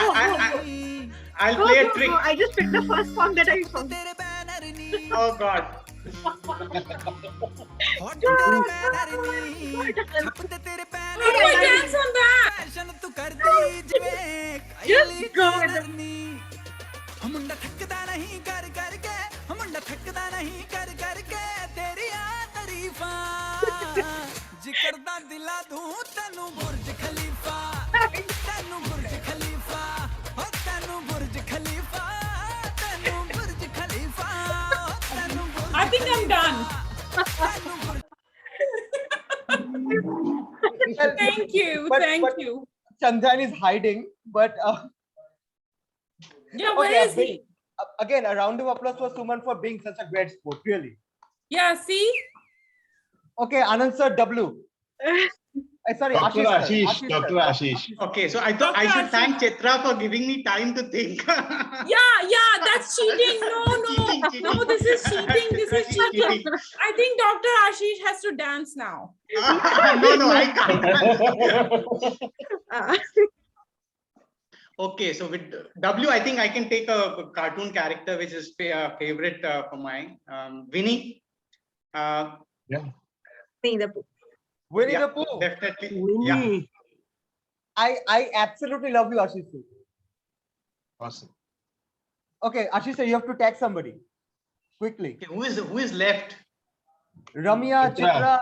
Chitra, Balasubramanium sir, Okay. Chandrayan, and Shreyan. Okay, Chitra. Also Prafula. Let's hear from her. So it is E or is it H? E. Oh, no. Oh, Winnie the Pooh. Winnie the Pooh. Asking Winnie the Pooh. Pooh. Oh, H. Yeah, sorry. And Hercules. Huh? Hercule Poirot. Okay. Well done. Well done. Well done. Sister, you have to tag someone. You have to tag someone. Chandrayan. Chandrayan, What's the letter? T. Fire, T. T. What letter? Chandrayan, it's T. 5 Chandrayan seconds. has T. Otherwise, you're Time running. up. Time up. No, Tick, the tick, time one. is up. Time is up. Tick tick 3. Tick tick 4. नहीं मुझे सबसे कम time दिया. That's cheating. Chandrayan is gonna sing. Oh, wait, it's T. Sorry, brother. Time's brother, up. brother. Time's Thomas- up. No, Thomas you can't Kell. think like a tragic hero. Oh, it's T. नहीं हो सकता. Thomas Kell, my favorite spy ever in all of fiction. Thomas Kell. Okay, great. But still, you're singing. That's Let's hold on to that till the end of the session then. Yes. L. L, and you have to tag someone. Who's left? Shreyan, Laha. Yeah. L. A character with L. L. Wait a minute. No, you don't have a minute, brother. You have 5 seconds. Okay. Done. Shreyan is Lion-O. dancing. I was about to Time's say up. Lion-O of Thundercats. Okay, so No, I think time's remember the up. cartoon. You need to look for a song Chandrayan, now. Chandrayan will sing, Shreyan will dance. Yes. Chandrayan will sing and Shreyan Yeah. will dance. Okay. Okay. Music, please. Yes. Wait. Music, please, for Shreyan. हाँ. ये तो बनता है. रुक जाओ. Mast song. Just 1 second. Okay, I'll just fix the music. Chandrayan is looking at me like, तेरे को मार डालूंगा मैं. Wait.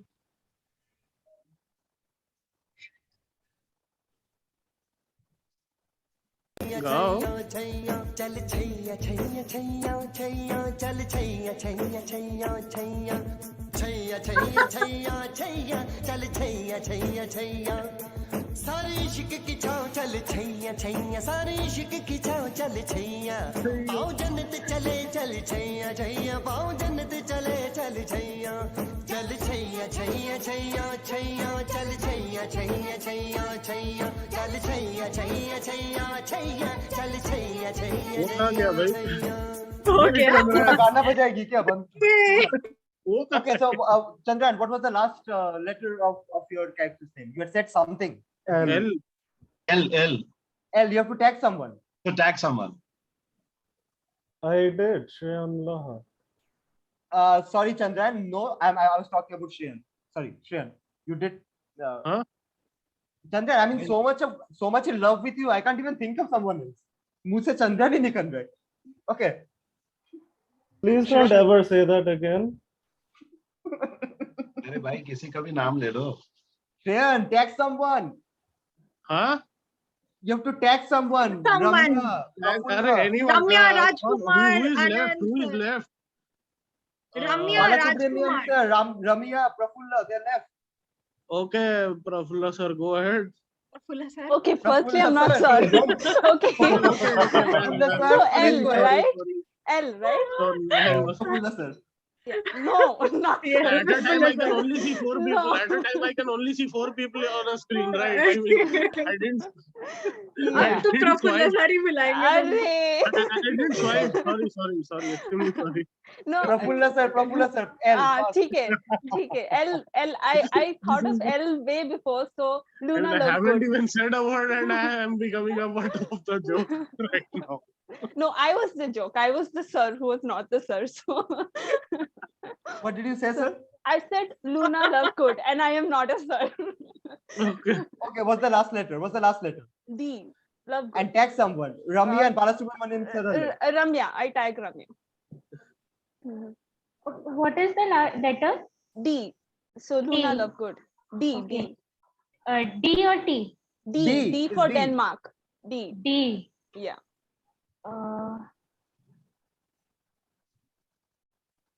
One, two, 2, three, 3, 4, 5. I think I have Okay. to. Daredevil. Yeah. Chal. Okay, and so the only person left is Balasubramaniam, sir. Sir, it's Hey, तुम लोग L. Yeah. What is the letter? L. L L. for L. Lima. L. L for Lima. L for liquor. Yeah, London. L. London. Okay.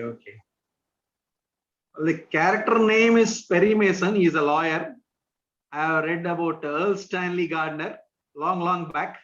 I Yes, could sir, but think of it's that. L. You have to think of a character. You with have the to name think of it. Then I L, think I yes. better dance. I don't have a character name.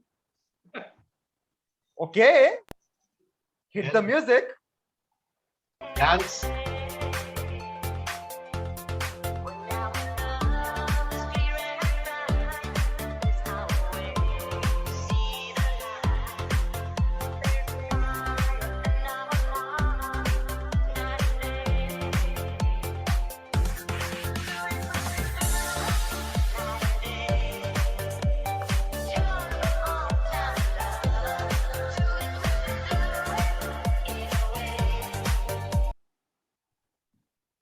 Okay, great. But I have a question for Chitra. Okay, thank you. I think this was fun. Something different, and this was fun. Although Chandrayan would beg to disagree, but Chandrayan, you're wrong. This was fun. Wasn't it fun, guys? Yes. It really was. Absolutely. Okay. It was indeed. Yeah, but I have a question for Chitra. Why these nice songs for Balasubramaniam sir and Shreyan, and why Burj Khalifa for Suman? अरे जो आया emergency में बजा दिया यार मैं तो Dubai गई भी नहीं हूँ. I want to go to Dubai, really. That's why Dubai for you. Okay, so after Prafula, who's gonna go next? Shreyan. Yes, Shreyan, please. No, wait. I think Characters? Rajkumar sir actually needed to go right now, so Okay, so Shreyan, can we just have Rajkumar sir and then Yeah, thank you. Can I shoot? Yes, surely, sir. Yeah, Please give a short introduction of yourself. Yes, thank you. Yeah, I'll start with that. I'm Rajkumar. I'm an electrical engineer by profession, and I have about 35 years of work experience. This like I want to start a second innings into what I'm very passionate about, writing poetry and novels. And I thought I'll pick up from the only novel that has been published from my side. It is on Amazon. It is called The Untold Love Story. First, I'll read some excerpt from that, and then I'll read a paragraph from the novel. The excerpts is something like this. Happily married to Sneha and with a son who was in his final year of engineering studies, Ram could never forget the ladies in his own life. Is love all that powerful? Would you call that feeling as love that he felt with each of these ladies? Or was it infatuation at different stages of his life? He still was searching for answers for these questions, which you also could ponder about. Is love only meant for the daring, that is, who have guts to tell it out? Is love only to conclude as a marriage? Cannot a man love a girl or many girls all throughout his life by just carrying their memories of togetherness while still being committed to his love after marriage? Cannot a man enjoy moments of bliss by just being with her, even without touching her, rather than be fed only by a carnal desire of having a girl? Cannot a man behave differently with age, that is, as he matures? This is from the excerpt. I'll just read a paragraph from my story. This novel, incidentally, has been on Amazon from 2015. But let me admit, I have not marketed it well. So I thought this is probably the right forum where I am there. Thanks to Chitra for inviting me to this forum. I'll just read a paragraph from my novel. Ram also wanted a break desperately. He took a loan and they planned a trip to Andaman Islands. After all, it was the place where Ram had studied his first and second class. It was 44 years since then, but the memories were afresh. The question then came to him as to what he would do with Tommy. Tommy was his pet, and then he found a pet home and shelled a reasonable amount for Tommy to stay for a week over there when the family would be away. The pet home was quite professional. It had individual glass partitioned rooms for pets. There was a beautiful green lawn and adequate play space for the pets. They were also being fed properly by the owner, who had 2 more guys to take care of these pets. Memories of Port Blair came floating in Ram's mind. He owed his strong English vocabulary to the convent school where he studied. He recalled that it used to rain 10 out of 12 months there. He fondly recalled Tulsi Ram, a laborer next door, who used to take bath with his white cap on. It brought a smile on his face. He recalled how he was huddled into an army-type lorry, which was their school bus, and taken to school daily. He recalled the arrival of his father's Vespa scooter by ship to the island. It had a pink color. He was sitting in the front of his dad in the driver's seat as a kid. Port Blair was a place of terrains. Once, while his father drove the scooter, he safely landed into the space between the handlebar and the front seat. Those were wonderful days. He recalled the neighbor who worked for fire services. He was witness to this man running to the harbor once the first hooter was blown. They used to live in wooden houses which had a stilt and were lifted at least 7 to 8 feet from the ground, fearing rainwater would flood the houses. Snakes were a common phenomenon, and one such king cobra had taken refuge in his kitchen then. It had its fill of sambar and probably had gobbled a frog. It was lying calm and unperturbed in between 2 planks of the kitchen floor. Ram's mother had seen it and tiptoed outside the house. She called 2 of the PWD workers who came with logs and a big piece of cloth. Once they held the snake by its tail with the help of this cloth. The other person hit it with the log at the gap of every 1 foot. The snake was nearly 6 foot long, and when it ultimately was killed, the worker wanted to take a photograph of him holding the dead snake, calling it a selfie of those days or a witness to his act of bravery. It was indeed an experience to young Ram. Ram also recalled that once he had taken 50 pies from his mom to buy cashew nuts from the nearby stores and forgot what to buy. He went to the shop owner and asked him to give something for 50 paisa. The shop owner was surprised and said that he could get anything for that amount, but he must be able to tell what that something was. Upon prompting, Ram finally remembered that he had to buy cashew nuts. Those days and in Port Blair, cashew was that cheap. He got a handful of them. He recalled the cashew tree at his own backyard. He also recalled the coconut tree that grew with a twist. Ram always cherished his good old days.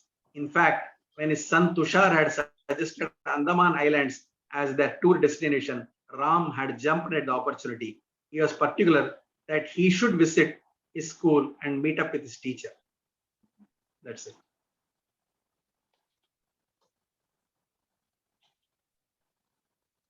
Thank you. That was wonderful. And I really loved the images that it Love through the eyes of an introvert. I actually liked what he read in the beginning also. It was something that I could very much, I wouldn't say relate, but I would say I agree to it. Yeah. I agree to it. And because I'm not one of those, as I said before I read mine, where I put myself on a pedestal or I'm on a higher moral ground. Chandrayan, I can see you. So I really understand. And I think that should be possible.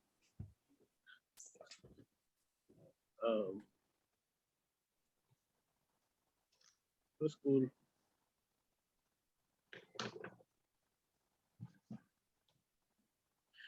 And I would like to add one thing, that it was cool. It reminded me of the time I used to write such characters.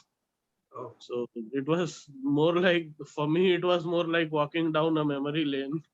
Good, good. Nostalgia kindled. Yeah. That's good. Okay, Shreyan, you're next. Yeah, so I write science fiction books, and yeah, all right. Okay, Shreyan, before you start, I'm sorry to interrupt you again, brother, but Suman has to leave.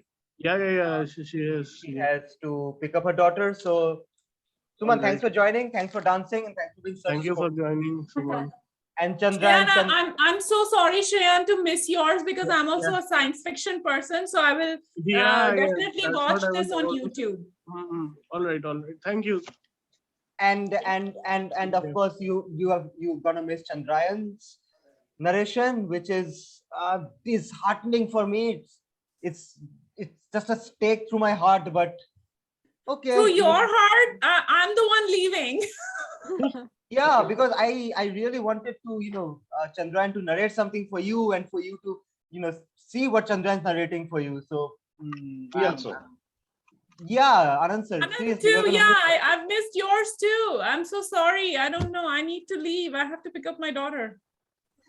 Yeah, I know. So okay, thanks for coming, and thanks for being such a sport. It's lovely having you as always. Bye. Bye. Thank you. Someone else is also leaving. Bye. Yeah. Okay. Someone else also left.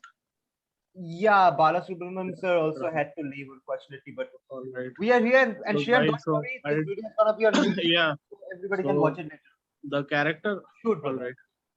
The character which I'm going to focus on, his name is Plines, Plines, and he is one of the 10 people to survive in outer space and head towards a significantly altered planet.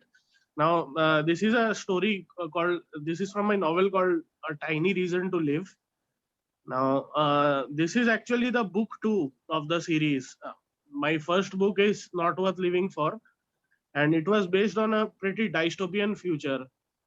But later on, I had a change in mind. I wanted to write something positive. So I came up with this sequel called A Tiny Reason to Live. So, and the blurb about the story is somewhat like this: that the year is 4000, and while the entire world is wiped out, 10 people try to leave the leave Earth and in order to go look for a better planet to live in. So one of the 10 people is Plines.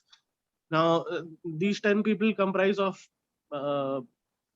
what should I say, artists, scientists, agriculturalists, and the like, people who knew that this thing is going to happen, and people who didn't knew that the Earth wouldn't last long.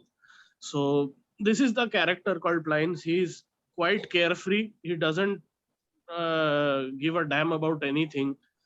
And like I mean, Suman left this show, but like her character, which is quite outgoing and what should I say, the devil, and has a devil may care attitude.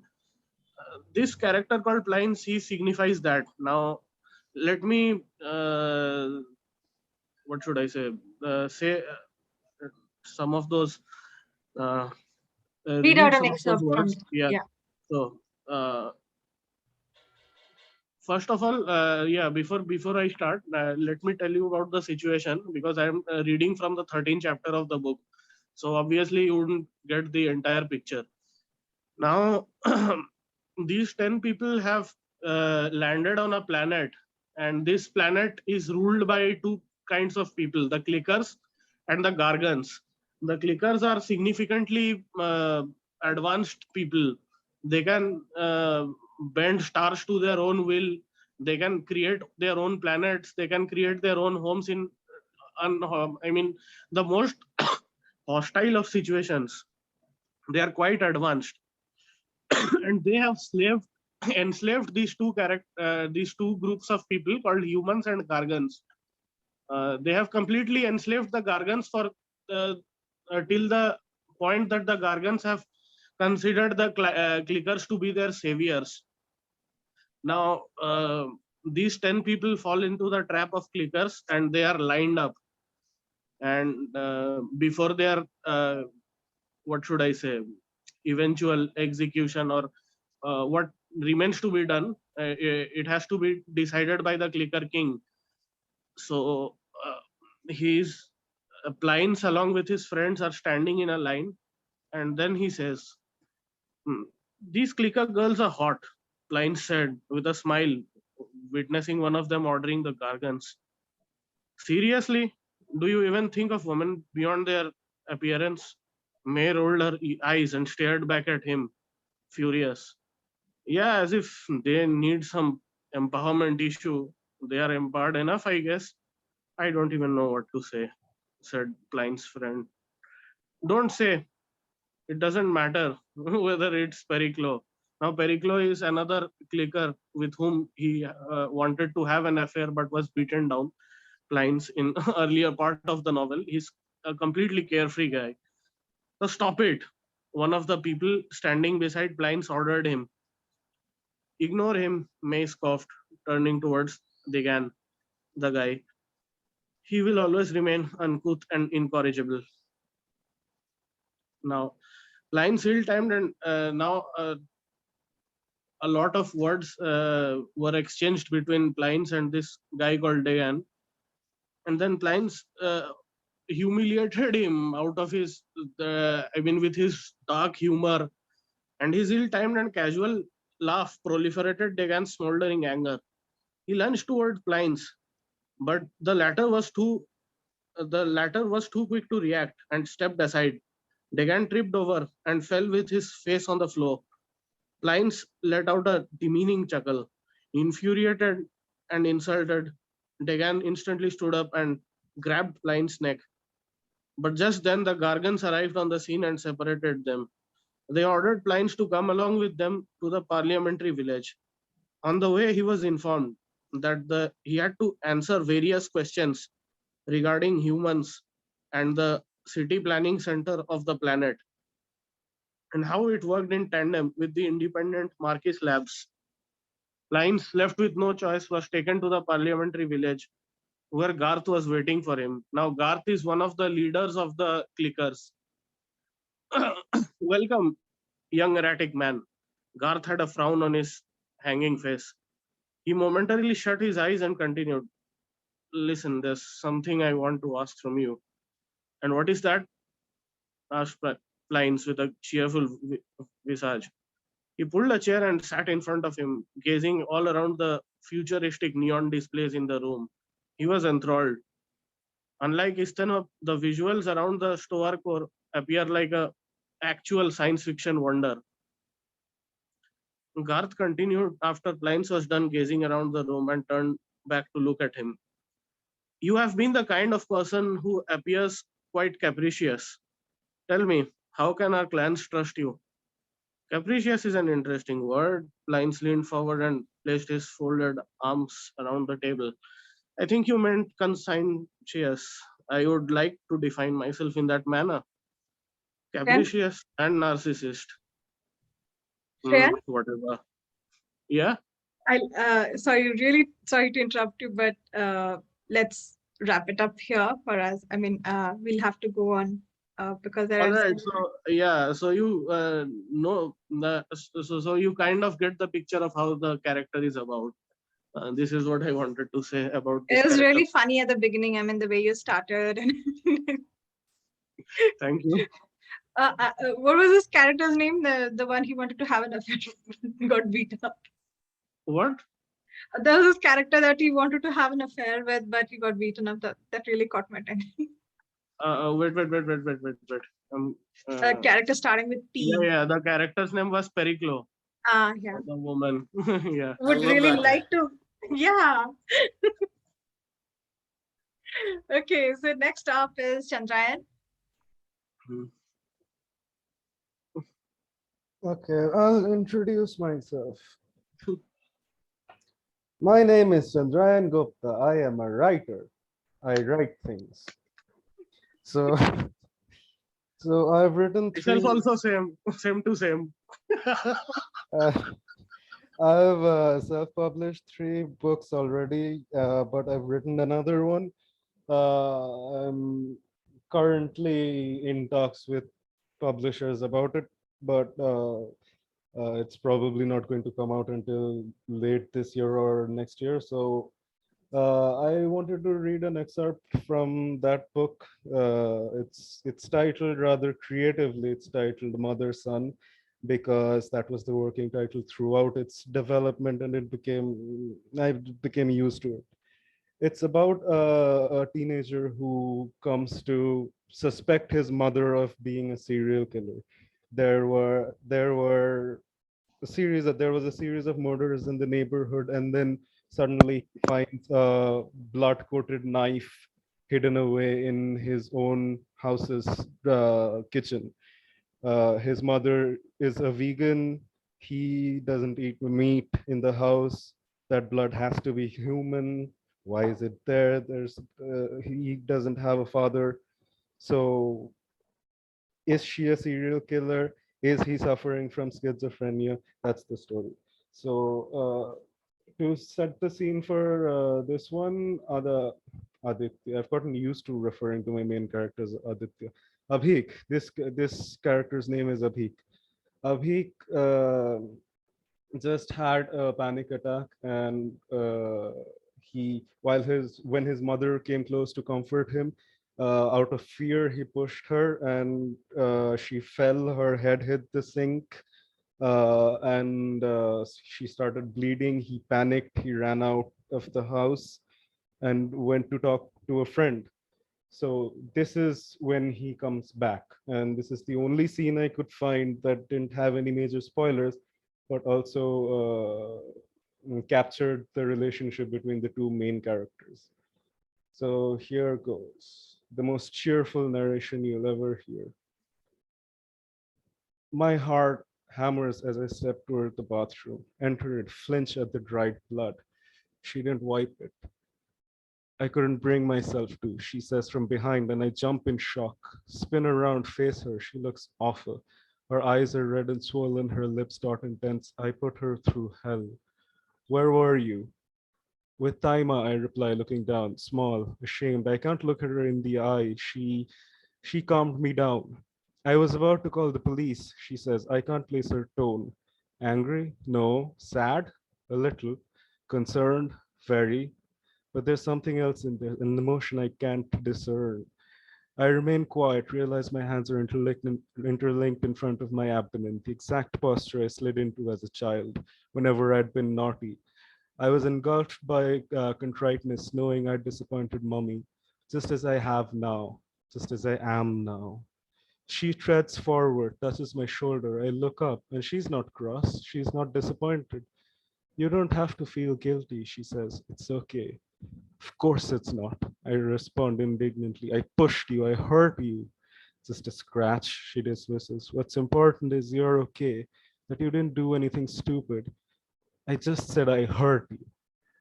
You had a good reason, she asserts, and my insides turn cold. Does she know of my suspicions? How? I haven't shared them with anyone except Taima. She wouldn't. Would she? No, she wouldn't. What's that? I ask cautiously. You were having a panic attack, she answers. Huh? I say, thrown. A panic attack, she repeats. You know what that is, right? Of course I do, I reply confused, but I couldn't have had a panic attack. I'm fine. I have no history of mental illness. Every piece of history starts somewhere, she reposts with a terse smile. Was your heart rate way above normal? Yes, but were your palms sweating and your extremities tingling? Yes. Did your head feel like it would explode? Yes. Did you experience a sudden burst of intense fear and feel like you were going insane? All right, you've made your point. Why would I have a panic attack? Why would I have a panic attack? No one in my family has suffered from mental illness, and neither have I. I lead a good, stable life, few but loyal friends, an okayish mother, she smiles, and a comfortable lifestyle. There's no earthly reason for me to have a panic attack. That's for the psychologist to decide, she returns. I raise my eyebrow. Psychologist? What psychologist? The one I'll take you to if your symptoms persist. Mom, this is madness. I'm fine. This next week, she says steadily, I want you to keep an eye on yourself, monitor your heartbeat and anxiety levels. If you notice anything out of the ordinary, tell me. Deal? I exhale. Deal. But I'm telling you, I'm fine. We'll see. And even if I did have a panic attack, I continue, that's no excuse to strike my mother. You were blind in your fear, she says kindly. You would have pushed anyone who approached you. Everyone was a threat. I understand, Praveen. I don't hold you responsible. There's that feeling of enervation, like adrenaline deserting your system. My body feels heavy, as does my heart. So you forgive me? She smiles compassionately. I would have if you'd pushed me out of malice. You didn't. You haven't done anything wrong. There's nothing to forgive. I can't help a weak grin. You're impossible. Come on, she says, nodding toward the stairs. Go to bed. You must be tired. I can barely move. I say, eyes almost drooping shut. It's a haze, all of it. I'm numb. I'll tuck you in, she nods, turns around. I don't want her to leave. I grab her hand, spin her toward me, wrap my arms around her. I'm so sorry, I whisper. I'm so sorry. It really is okay, Abhi, she replies, moved. Returns the embrace, a lighter tone. I did ask you to hit me, remember? Don't even joke about it, I mumble. Tilt her head, look at the bump. Part her hair and examine the cut. It's coagulated, dry. I kiss it, gentle, diffident, rueful. I don't know what's happening to me. I breathe. I'm scared. I know, she responds, breaks the hug, takes my hands. We'll figure it out together. It'll be okay. I'm here. Thank you. Wow, that was intense. That was too good. Like I can totally relate with the excerpt that you just spoke because it somehow connects with panic attacks and anxiety, and I know how it feels. So I am kind of speechless right now. Thank you. This is I know I haven't heard from anyone about this, so I don't really know how it is. So you're probably the first people who are in any position to give feedback about it. Just Andrew, really liked the way that you flip between inner monologue and dialogue is seamless, brother. It's seamless. And I inevitably find myself holding my breath, waiting to find out where there are some passages there where you've blended the interaction between the characters, his inner monologue, and even some narration. and it's so seamless and flawless. It flows so well. I literally find myself holding my breath to see where it's going to go. It's like you're sitting on a train and it's picking up speed, picking up speed, picking up speed. And you don't know if you're going to go through the tunnel and come out all right the other side, or if you're going to smash into a wall in the middle of it. Brilliance, brother. Really brilliance. Well, the train example is life. So. What I found particularly amazing about this is just throughout the narration, throughout that small excerpt, it just felt like two humans talking, very normal humans. You know, it didn't feel like characters. It just felt like, you know, you're hearing something. Just, you know, you're just a witness to something that's happening in front of you. It might be a difficult scene, a difficult thing that's happening, but it just feels like you're just there. You're just a bystander and you're watching this exchange between the son and the mother. So that's a bit deliberate. That's deliberate. That's across all my books, because I found that sometimes, I won't name names, obviously none of them are in this group anyway, but some authors I've read, they try to Hollywoodize or Bollywoodize dialogue just because it's a book. It doesn't matter. People read books to read about other lives, other people, other characters. So if you don't present them as normal and human, then what can they even relate to? So, thank you everyone. This is, I'm not used to positive. I don't know how to respond to positivity. Oh. Just also Chandrayan, wanted to add, yeah. sorry, no, just wanted to add that like this excerpt was like a classic example of show don't tell. So my whole perception going into it was like, so the little child is clearly being gaslighted here. Like the mother is just twisting everything. Is like, oh, you're what did she say? You're getting a panic attack. So this didn't happen. You pushed me because of a panic attack. And like us going into it, we are like, acha, no, this is like a very classic situation. So I am guessing that you had to read a lot about like messed up killer people, which is like very cool, right? That's just my inner thoughts. Read about it. Oh, you didn't read about it. You know, but seriously, I mean, I would repeat what I had told Chandrayan the first time I think we interacted. I think I've reiterated that a couple of times also. After reading his first book, we interacted over Twitter, and I had told him that you are an amazing writer, buddy. So I still stick to that. You are an amazing writer, buddy. You are. You are too. Shut up. Okay, I'm kind of getting there, but you already are. So okay, so next up is Anand sir. Anand sir. Yeah, Anand sir. Thank you. Well, I'll do something differently. I'm not going to read out any of my passages. My next short story, it's a short story collection. I'll read out I'll talk about 2 or 3 characters from them.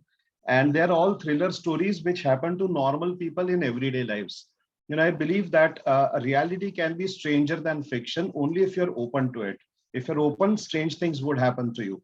So there are different characters who don't mind stepping out of their comfort zone, and then strange things happen to them. They might not always be pleasant, and they might not always have have happy endings, but at the end of it, they have a story to tell.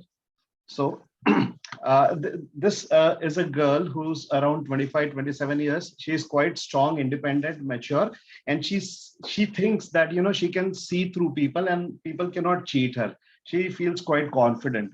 So on one particular holiday, again, anniversary of some great leader, which she despises, she wants to step out of her comfort zone and meet the unknown people and in a strange place. So she goes to a railway station where she sits on a bench. She goes to platform number 2 because platform number 1 is where most of the big trains come. So the lesser trains usually go on platform 2 and 3. So she decides she'll spend some more time in and interact with strange people and maybe have a story to tell. She does encounter 1 or 2 people, and her life changes. It's completely shattered. That's just one incident. I won't tell you that because the book is very, very coming soon. So I like to ask an opinion from girls. Like, do you ever think of doing such things, or is it too non-girly to think of doing such activities on a holiday? Well, I personally think there's nothing girly or not girly. It's just the anxiety that comes with talking to a new person, which I would personally not do. Like, it takes me a lot of courage. Even doing this was like a step on its own. So I don't think the girl or guy aspect plays here. And that's just my personal opinion. But Okay. Same point. yeah. All right. Same as Prafula.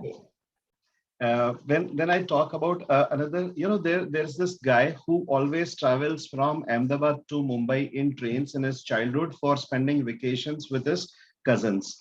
So during this train journey, he's always very excited. And the first time, as soon as he stopped, the state of Gujarat gets over and the state of Maharashtra starts, the first station is Dahanu Road.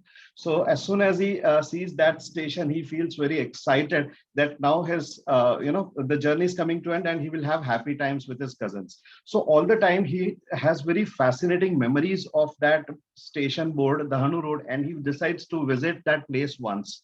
It's a very small place. It's a beach, but hardly anyone goes there. So on a particular day, he decides he'll spend 2 days or so on that station, or in that town. There are no visitors there. It's a beautiful beach. He doesn't know why people do not go. It's so close to Mumbai. He always thinks that you should always take the road less traveled. But then there is a reason why the road is less traveled. Maybe different things have happened which should not happen to nice people, and he ends up, there's no formal hotels there, so he ends up staying in a small guest house kind of a thing, and he spends his evening talking about all these experiences to a lady on a beach. Now this lady is not entirely a human, she's a ghost, and he doesn't believe in ghosts. So there is a very strange conversation in which he tries to prove to her that there are no ghosts because it's very irrational and unscientific. And the girl keeps on telling him that just because you do not understand, or there is a finite understanding of the human mind or of science, but it doesn't mean that things which you do not comprehend do not happen. So then she gives counter arguments, and ultimately she proves that there is ghosts, and ghosts do happen to exist. So that's one character. So would you try doing something like this, go out of your regular mundane daily lives to spend time in some unknown destinations just for the sake of it, or just because you had some fascinating memories looking at that signboard or the station board, through a passing train? Not to meet ghosts. Yes? Not to meet ghosts. We'll get down at a different station or go off the road, but certainly not to meet ghosts. And there is a charm of doing an unplanned trip. So I did one such trip. We did Jaipur, Ranthambore, Bharatpur, and then Agra and back to Delhi. And it was like more like backpacking. You don't know, you don't have train tickets or bus tickets, you don't have a hotel booked. You just land up in the city and then you find some place to stay. So that's a different experience. Yeah, it's very, and I feel that you should all do it. I've done this many times. I've even traveled without money, hitchhiking, backpacking, no plannings, and you do come across all these stories. They're all based on some experiences, either with myself or with some of my friends, and strange things have happened to us people. Again, ghost stories. There's one more story of ghost stories. I just want to say one thing, Anand sir. I would definitely like to meet a ghost. Yeah, absolutely. Yeah, absolutely. And I believe that I already have once. I've had an experience where I still believe that it was a ghost, because there is no other explanation that actually can share. TCC wants to hear. It's a long story, brother, so let's just have Anand sir say something. Maybe you can have a spooky story, something like we had on Halloween. Yes, A session on that. Yeah. You know, ghost stories are all stories told by dost ka dost. You know, I have a story based on that. Yeah. You know, if I tell you I have a real ghost story to tell you, and if you ask me, did I experience? I would say no, my friend had. And if you ask that friend, he will say, uske dost ke saath hua. So, you know, Ghost it's ka all dost. dost ka dost. So, and how it, you know, it augments like the Chinese whisper story. Sab log apna apna masala lagate hain apne hisab se, and it blows out. So there is a story called the tea stall at Vejalpur. You know, Vejalpur is a small village.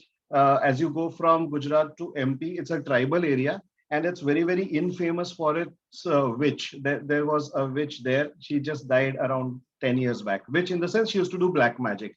Very ill famous. She just died around 10 years back. So this entire town is about, you know, they all the time like ghosts and black magic and witches. These are the things which all the people talk about. So there is a small bus station there, and it only has one tea stall. So, and there are the one bus, you know, goes to either Indore or to Ahmedabad, you know, every 1 hour. So to kill time, people stands sipping tea on the tea stall, and the tea stall wala asks people to tell or narrates real incidences of you know, spooky experiences or ghostly experiences, and they all tell their stories. In their individual short segments of stories which they narrate, they are all spooky ghost stories. But as soon as their bus comes, they leave. They do not get to hear the other people's versions. The only the person who hears the entire story is that tea wala, the chai wala. And when he puts 2 and 2 together, he understands, you know, how these are just blown up stories. So there's a story called like the tea stall at Vijaypur. It's a beautiful story, maybe very soon. But these are all looking forward to things. Really looking forward to the book now. Yeah. So please do let us know. Let everybody know when it comes out. We'll be able to read it. And thank you. It was a very interesting way to, you know, we have been narrating, and it was like a breath of fresh air, not just talking about characters. Thank you. I'll share my ghost story, but later on. We'll go to Chitra now, and then we'll end with Neeraj. Okay? Because Neeraj, you are the last to come. You have to wait, brother. I am so happy Neeraj is going after me, because I really don't know whether what I'm going to do is like, maybe it's a really stupid decision, but I wanted to act the character out. I mean, I didn't want to read out the excerpt, but I sort of wanted to have give an insight about how the character really is, maybe through expressions. I have no idea whether I'm going to pull it off or not, because it's going to be spontaneous, it's going to be on the spot, so I really don't know how it's going to be. But okay, so I am going to first do a Roy. So Roy is a possessive lover in my book Linga When You're Gone. So hi, I didn't give my introduction. So hi, I'm Chitra. I'm an author, scientist, and a dancer. So yeah, I've written 3 books now, and Linga When You're Gone is my debut romantic psychological thriller novel. And I'm going to act out a piece of Roy. This is not in the book, so I sort of imagined how he would behave in that situation. So that portion is not there in the book, but well, I mean, that's left to the reader's imagination. So I thought maybe I can give a glimpse of what he really is. So this is a portion where Miris, who's my protagonist, and Roy, they have a fight at a restaurant. And then she leaves in a half, and she says that, okay, we are done and everything. And so she walks away, and he keeps trying to call her. So I'm going to do that. Oh my God, I don't know whether I can do this or not. Just do it. Okay. Want someone to play Roy? Niladri is there. He'd make a very good Roy. Very good Roy. Yeah. He'd make a very good Roy. Maybe you won't need to act. Just be yourself.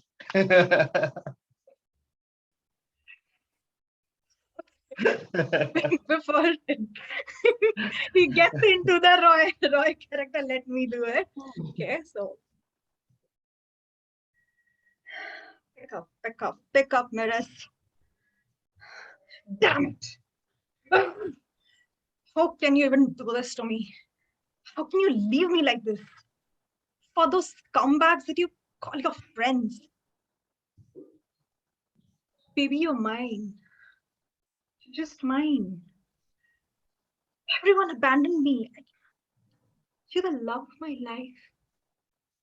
You don't know what I feel when I hold you. Can't live without you, and I don't have the strength. Don't do this to me. Why is my love not enough for you? But if it's not, I will have you anyway. And once you know the taste of fear, the consequences, and what I can really do, you will be mine. You'll always be mine. You said that we are done, Miras, but we'll never be done. I'm coming for you. I'm coming for you, Miras.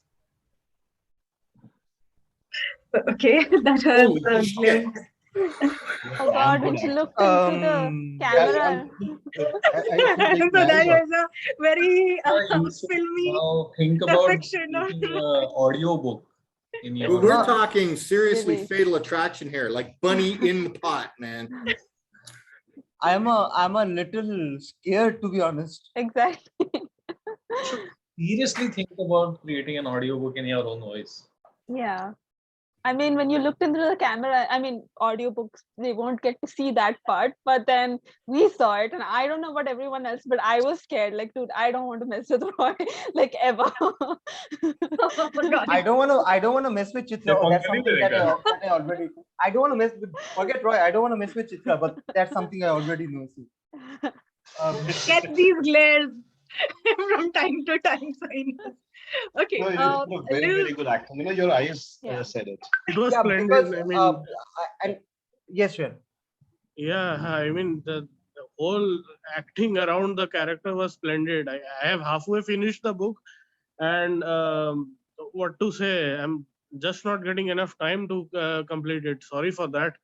And you know, I'll tell you a funny thing. Years ago, I went to a movie film called Roy, and that was a, I mean, sorry experience for me. Yes. And after that Roy, I'm coming across the pages of this Roy.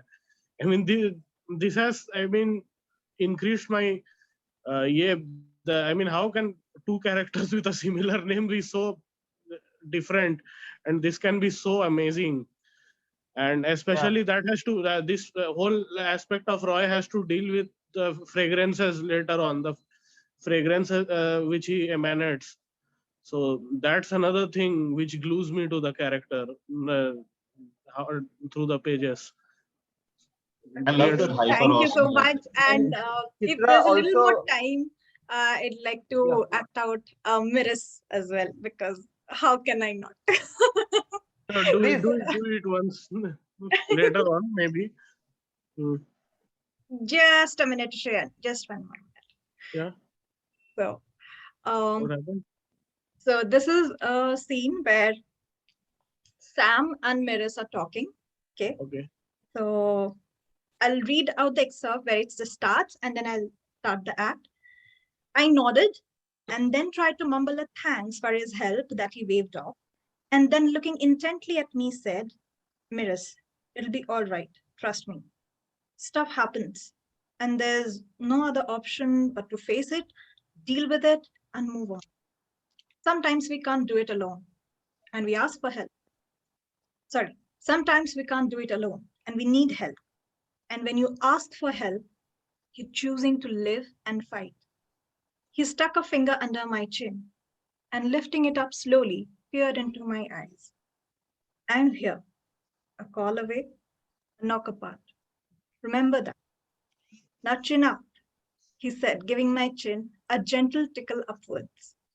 And then he gives like, okay. And then Miras is like so into him, and then she's like blushing and everything. Ooh. So I looked at him in wonder and could only nod, slightly breathless. We bade each other goodbye and I stepped into my flat, smiling at his words. So Mirs is still smiling and she's really, all blushy over that. So here it goes. And then she opens her flat, she enters that. And the first thing that she notices is that it's dark. And she's still smiling at his words.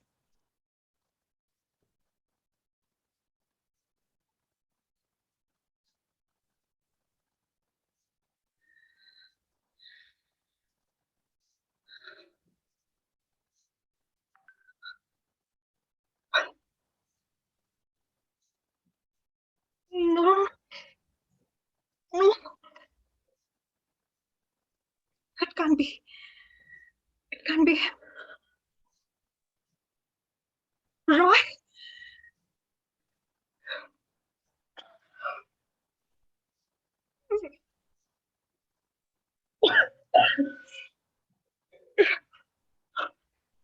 It can't be. Roy? Go away, Roy.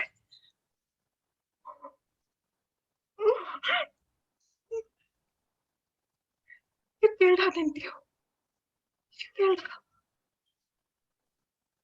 You told me, Veena, it's going to be all. It's going to be all right. She told me it's going to be all right. Rupert is back. You're dead. Only you're gone.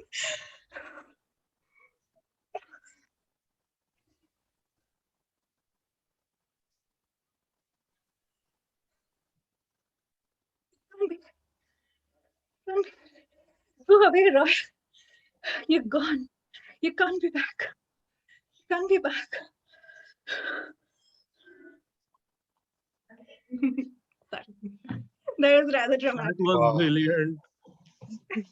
Thank you. Oh, You might there's an try a actress reels. in you. You might try a reels based on this character and show it on Instagram. Yeah, that's a great idea for reels. I mean, Yeah, seriously. sure. I mean, Chitra, you know, like, I don't know how many I talents have you still have. questions.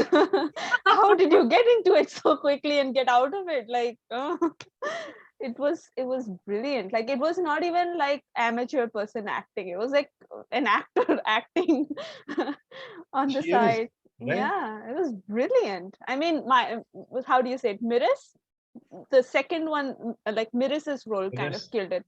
Because Roy is just a scary person. I think Yeah. it's easier to get into someone who's scary, but to completely break down like that and like do it like this and on and off, it's tough. Yeah, it's brilliant. Brilliant, brilliant. Veena is a small word when it comes to Chitra. You know, everything that she does is magnificent. Yeah, exactly. I've watched the previous sorry, TCC poetry video, and then the short story ones, and I just like, she really does excel in all of them. Like, probably genius. why she goes at the end, because it's like, oh. I'm just a scaredy cat, so I go at the end. It's like, oh well, there's no point in us being here. We can just go now. I had actually asked her to go a little earlier, but then she thought to go at the end. So I. Yeah, it's. Well, I'm glad. Oh God, I'm so glad I didn't have to read my like thing after that. Like, it would have been so Niladri, out of place. let's conclude the session for today. No. Wow. So Neeraj has written ये बात मैं नहीं something कह रहा like, हूँ. हो Yeah, जाए, that's Neeraj. tough shoes Go, to go, fill. go. Absolutely. But Chitra, seriously, I mean, like, I am a trained actor. I am from a theater background, and trust me when I say this, I have very rarely seen people act so naturally, so spontaneously. Seriously. Hats off.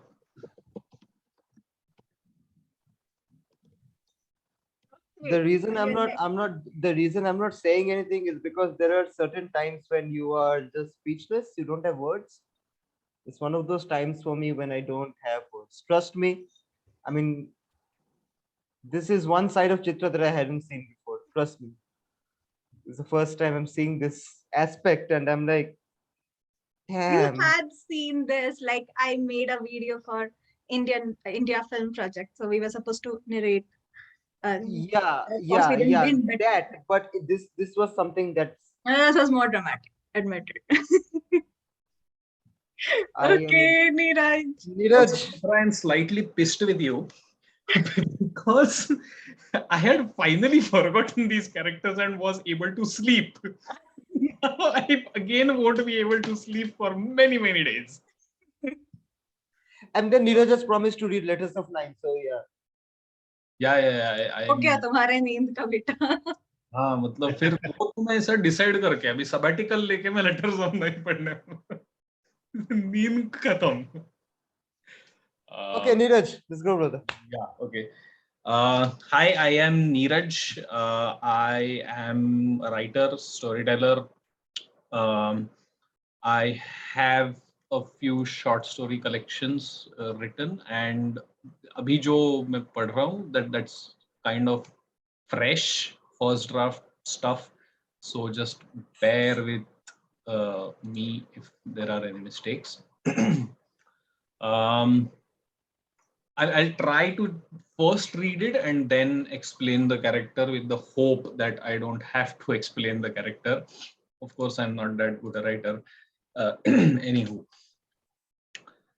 I was never one of them. I was like Frida Kahlo, independent, alone. But maybe it wasn't the right time yet for my inner Frida to awaken. Because even though I was brave, I always bravely said that I don't ever fit in with any group ever. I still was not ready to live a life filled with loneliness. Maybe that was why I started mingling with a few of them who I thought had interests similar to that of mine.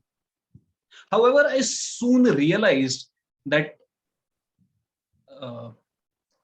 other than discussing my flaws in portraying my character after a drama practice, these people did not really have a lot of value to add through their words. And so I would always end up being emotionally alone while physically being surrounded by those who were nothing more than dull-brained sheep awaiting their shepherd. Unfortunately, soon some young boys who were madly in love with the hottest girls in the college started hitting on me. I never understood why back then. But now I know that the attitude of solitude that I was forced into was something that many people intentionally practice to achieve.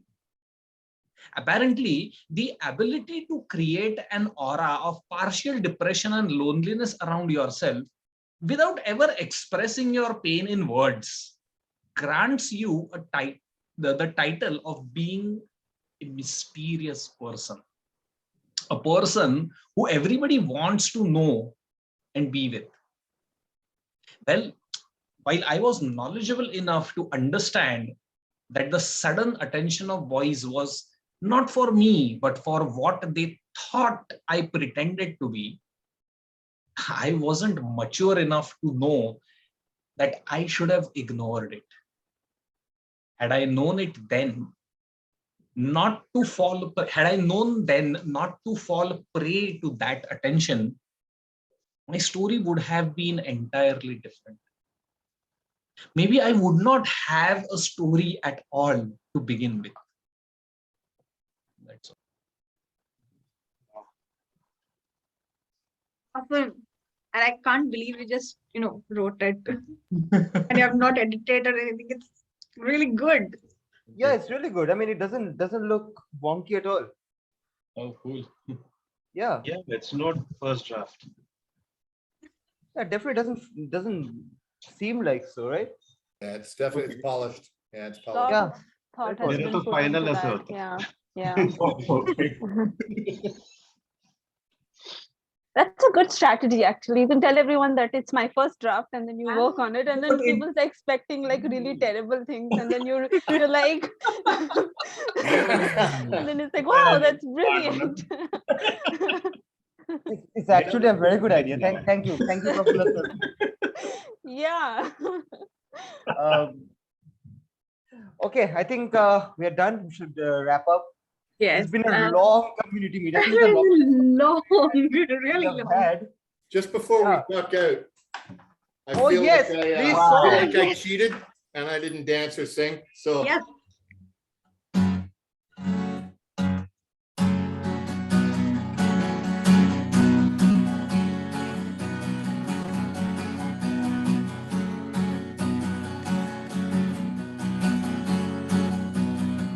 you got to change your evil ways, baby.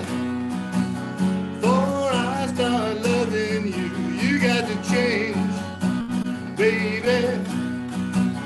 Every word that I say is true. You got me sneaking, hiding all over town. You got me cheating, peeping, fooling around. This can't go on. Lord knows you got to change, baby. Baby, when I come home, baby, house is dark and my pots are cold. You hang around, baby. Gene and Joan and who knows who. You got me sneaking, hiding, trailing you round. I'm acting funny, silly, much like a clown. This can't go on. Lord knows you got to change. Caught up. They do. Woo! Woo! I was completely wow. I even broke a string for you. Amazing. Through the years. Awesome. Really. The next time we are definitely having one where everybody sings. I'm done. Everybody knows. I'm not going to be in that one. Anand sir definitely will be there. I can Yes. see the gleam on Anand sir's face. As soon as I mentioned everybody was gonna sing. Yes. Anand sir and Neeraj will definitely be there.